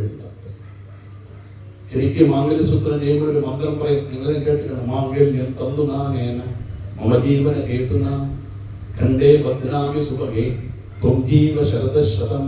ഇങ്ങനെ കേൾക്കുന്നുണ്ട്. അതാണ് നമ്മൾ പറയുമ്പോൾ എത്രമാത്രം അർത്ഥമുള്ളതാണെന്നറിയാമോ? അനേകം നൂലുകൾ കൊണ്ട് കോർത്തിരിക്കുക മംഗളസൂത്രത്തെ സുഭഗേ സുന്ദരി എന്നാണ് വിളിക്കുന്നത്. എല്ലാവരുടെ കടയിലും സുന്ദരി തന്നെയാണ് അർത്ഥം. നിന്റെ കഴുത്തിൽ ഞാൻ കെട്ടുന്നു, ഇത് 100 വർഷം നിന്റെ കഴുത്തിനെ അലങ്കരിക്കട്ടെ. ഇതാണ് മംഗളം. 100 വർഷം ആ കഴുത്തിലെ മാംഗല്യസൂത്രം അലങ്കരിക്കണമെങ്കിൽ ഒരു വയസ്സെങ്കിലും വ്യത്യാസം കാണണമല്ലോ. ഞാൻ 101 വയസ്സ് ഞാൻ ജീവിക്കണം. ഒരു മന്ത്രത്തിൽ 2 പേർക്കും പുരാണത്തിൽ കഥയുണ്ട്. 2 സ്ത്രീകൾ ഒരുമിച്ച് തപസ് ചെയ്തു. ബ്രഹ്മദേവൻ പ്രത്യക്ഷപ്പെട്ടു. ഒരേ ഒരു വരമേ ചോദിക്കാം, കണ്ടീഷൻ. ആദ്യത്തെ സ്ത്രീ ചോദിച്ചു, ഞാൻ 100 വർഷം ആരോഗ്യത്തോടെ ഇരിക്കണം. തന്നു. രണ്ടാമത്തെ സ്ത്രീ, ഞാൻ 100 വർഷം ആരോഗ്യത്തോടെ സുമംഗലിയായി ഇരിക്കണം. അവർക്ക് 2 വരുന്ന വ്യത്യാസം എന്താ? ആദ്യം ചോദിച്ചാൽ അവൾക്ക് വേണ്ടി മാത്രം ചോദിച്ചു. രണ്ടാമത്തെ ചോദിച്ചവൾ അവൾക്കും ഭർത്താവിനും കൂടി ചോദിച്ചു. ഒരു വരമേ ചോദിച്ചു. സുമംഗലിയായിരിക്കണം ഒരു വരമേ ചോദിച്ചു. സത്യവാൻ സാവിത്രി കഥയിലും അതൊക്കെ. സത്യവാന്റെ ജീവൻ ഒഴികെ എന്ത് വേണമെങ്കിൽ ചോദിച്ചോളൂ, തരാം എന്ന് പറഞ്ഞു. വാക്ക് മാറുന്നത് തരാം. എന്നാൽ ഈ 100 സത്പുത്രൻ ജനിക്കണം. അനുഗ്രഹിച്ചു, കൈവെച്ചു. എന്നിട്ട് സത്യവാനെ കൊണ്ടുപോയിട്ട് എവിടെ പോകും? 100 പുത്രന്മാരെ അനുഗ്രഹിച്ച് തന്നിരിക്കല്ലേ. 100 പുത്രന്മാരെ എങ്ങനെ ജനിക്കും? ഭർത്തവിനെ കൊണ്ടുപോയാൽ വേറെ വഴിയില്ലാതെ ആ ജീവനെ സത്യവാനെ കൊടുത്തു. സത്യവാന്റെ ജീവനെ യമധർമ്മം കൊടുത്തു. അതാണ് ബുദ്ധി കേട്ടത്. ഈ വരം കേട്ടു. 2 പേരും കുറച്ചുനാൾ സന്തോഷമായിട്ടിരുന്നു. 6 മാസം കഴിഞ്ഞ ഉടനെ ആദ്യത്തെ സ്ത്രീയുടെ ഭർത്താവ് മരിച്ചു. ഉടനെ വീണ്ടും തപസ്സിരുന്നു. ഇതെന്ത് അന്യായമാണ്? 2 പേരും ഒരേ സമയത്ത് തപസ് ആരംഭിച്ചു. ഒരേ സമയത്ത് ബ്രഹ്മനെ പ്രത്യക്ഷപ്പെടുത്തി. എന്റെ ഭർത്താവ് മരിച്ചു, അവളുടെ ഭർത്താവ് മരിച്ചു. ഇതെന്ത് കാര്യം? ബ്രഹ്മദേവൻ ചോദിച്ചു, നീ എന്താ ചോദിച്ചത്? 100 വർഷം ആരോഗ്യമായിരിക്കണം. നീ ഇപ്പൊ ആരോഗ്യമായിരിക്കണം. നീ നിന്നെ മാത്രമേ ചോദിച്ചു, നീ ആരോഗ്യമായിട്ടില്ല. 100 വർഷം വരെ ഇരിക്കും. അവൾ എന്താ ചോദിച്ചത്? 100 വർഷം സുമംഗലിയായിരിക്കണം. ഈ കഥയത്തിൽ പറഞ്ഞെന്ന് വെച്ചാൽ ആ മംഗല്യസൂത്രം കെട്ടുന്ന സമയത്തുള്ള മന്ത്രത്തിന്റെ അർത്ഥമാണ്. 100 വർഷം ഈ മംഗല്യസൂത്രം നിന്റെ കഴുത്തിനെ അലങ്കരിക്കട്ടെ എന്ന് പറഞ്ഞാൽ 100 വർഷം 101 വർഷം ഞാനും ജീവിക്കണമെന്നല്ല എന്റെ അർത്ഥം. ഒരു മന്ത്രത്തിൽ തന്നെ 2 അർത്ഥമുണ്ട്. അങ്ങനെയുള്ള മംഗളസൂത്രം കൊണ്ട് അയാൾ അലങ്കരിക്കുന്ന കഴുത്തോട് കൂടിയവൾ ദേവി. ഇതൊന്നും പുസ്തകത്തിൽ കാണില്ല കേട്ടോ. പുസ്തകം നോക്കിയാൽ കാമേശ്വരനാൽ കെട്ടപ്പെട്ട മംഗളസൂത്രത്തോട് അലങ്കരിച്ച കഴുത്തോട് കൂടിയവൾ മാത്രം എഴുതി കാണും. ബാക്കിയെല്ലാം ഞാൻ പല ഗ്രന്ഥങ്ങളിൽ നിന്നും വേദാധ്യയനം ചെയ്തതുകൊണ്ടും അതിൽ നിന്നൊക്കെ എടുത്ത് മനസ്സിലാക്കാൻ വേണ്ടി പറഞ്ഞതെന്നേ ഉള്ളൂ. ഇപ്പൊ ഏതെങ്കിലും ഈ മാംഗല്യം എന്നുള്ള സ്ഥലത്ത് പോയാൽ അപ്പൊ മനസ്സിലാക്കണം ഇതിന്റെ അർത്ഥം ഇതാണ്. ഇപ്പോഴതാരും നോക്കൂല. താലി ചേർത്ത് കഴിഞ്ഞ ഉടനെ അടിച്ചു കഴിഞ്ഞാൽ ഉടൻ ഡൈനിങ് ഹാൾ ഫുള്ളാവും. മറ്റേ കല്യാണ പന്തലിൽ ആർപ്പടെ 3 പേര് മാത്രം കാണും. ചെറുക്കനും പെണ്ണും കല്യാണം നടത്തുന്ന ആ ചെറുക്കൻ വേറെ കസരയെല്ലാം കാര്യമെല്ലാം ഡൈനിങ് ഹാളിൽ പോകും. ഇതാണ് സാരം. താല്പര്യം ഇതാണ്. പറയുന്നത് ഭംഗിയാർന്ന ഒരു ഇതാണ്. ലളിത ഞാൻ പറഞ്ഞില്ലേ, ലളിതാസ്വസ്നാമത്തിൽ നമ്മൾ വെറുതെ വാക്യാർത്ഥം പര്യായപദമല്ല, ഓരോന്നും നമ്മുടെ ജീവിതത്തിൽ നമുക്ക് മനസ്സിലാക്കേണ്ട കാര്യങ്ങളാണ് ഇതിനകത്തുള്ളത്. അങ്ങനെയുള്ള വിശേഷമായ കാര്യങ്ങളാണ് നമ്മൾ 30 ഫലം വരെ നോക്കി. ബാക്കിയുള്ളത് അടുത്ത ക്ലാസ്സിൽ അടുത്ത നാളെ നോക്കാം. നാളെ 5:30 മണിക്കാണ് പാരായണം. 5:30 മണിക്ക് പാരായണം കഴിഞ്ഞാൽ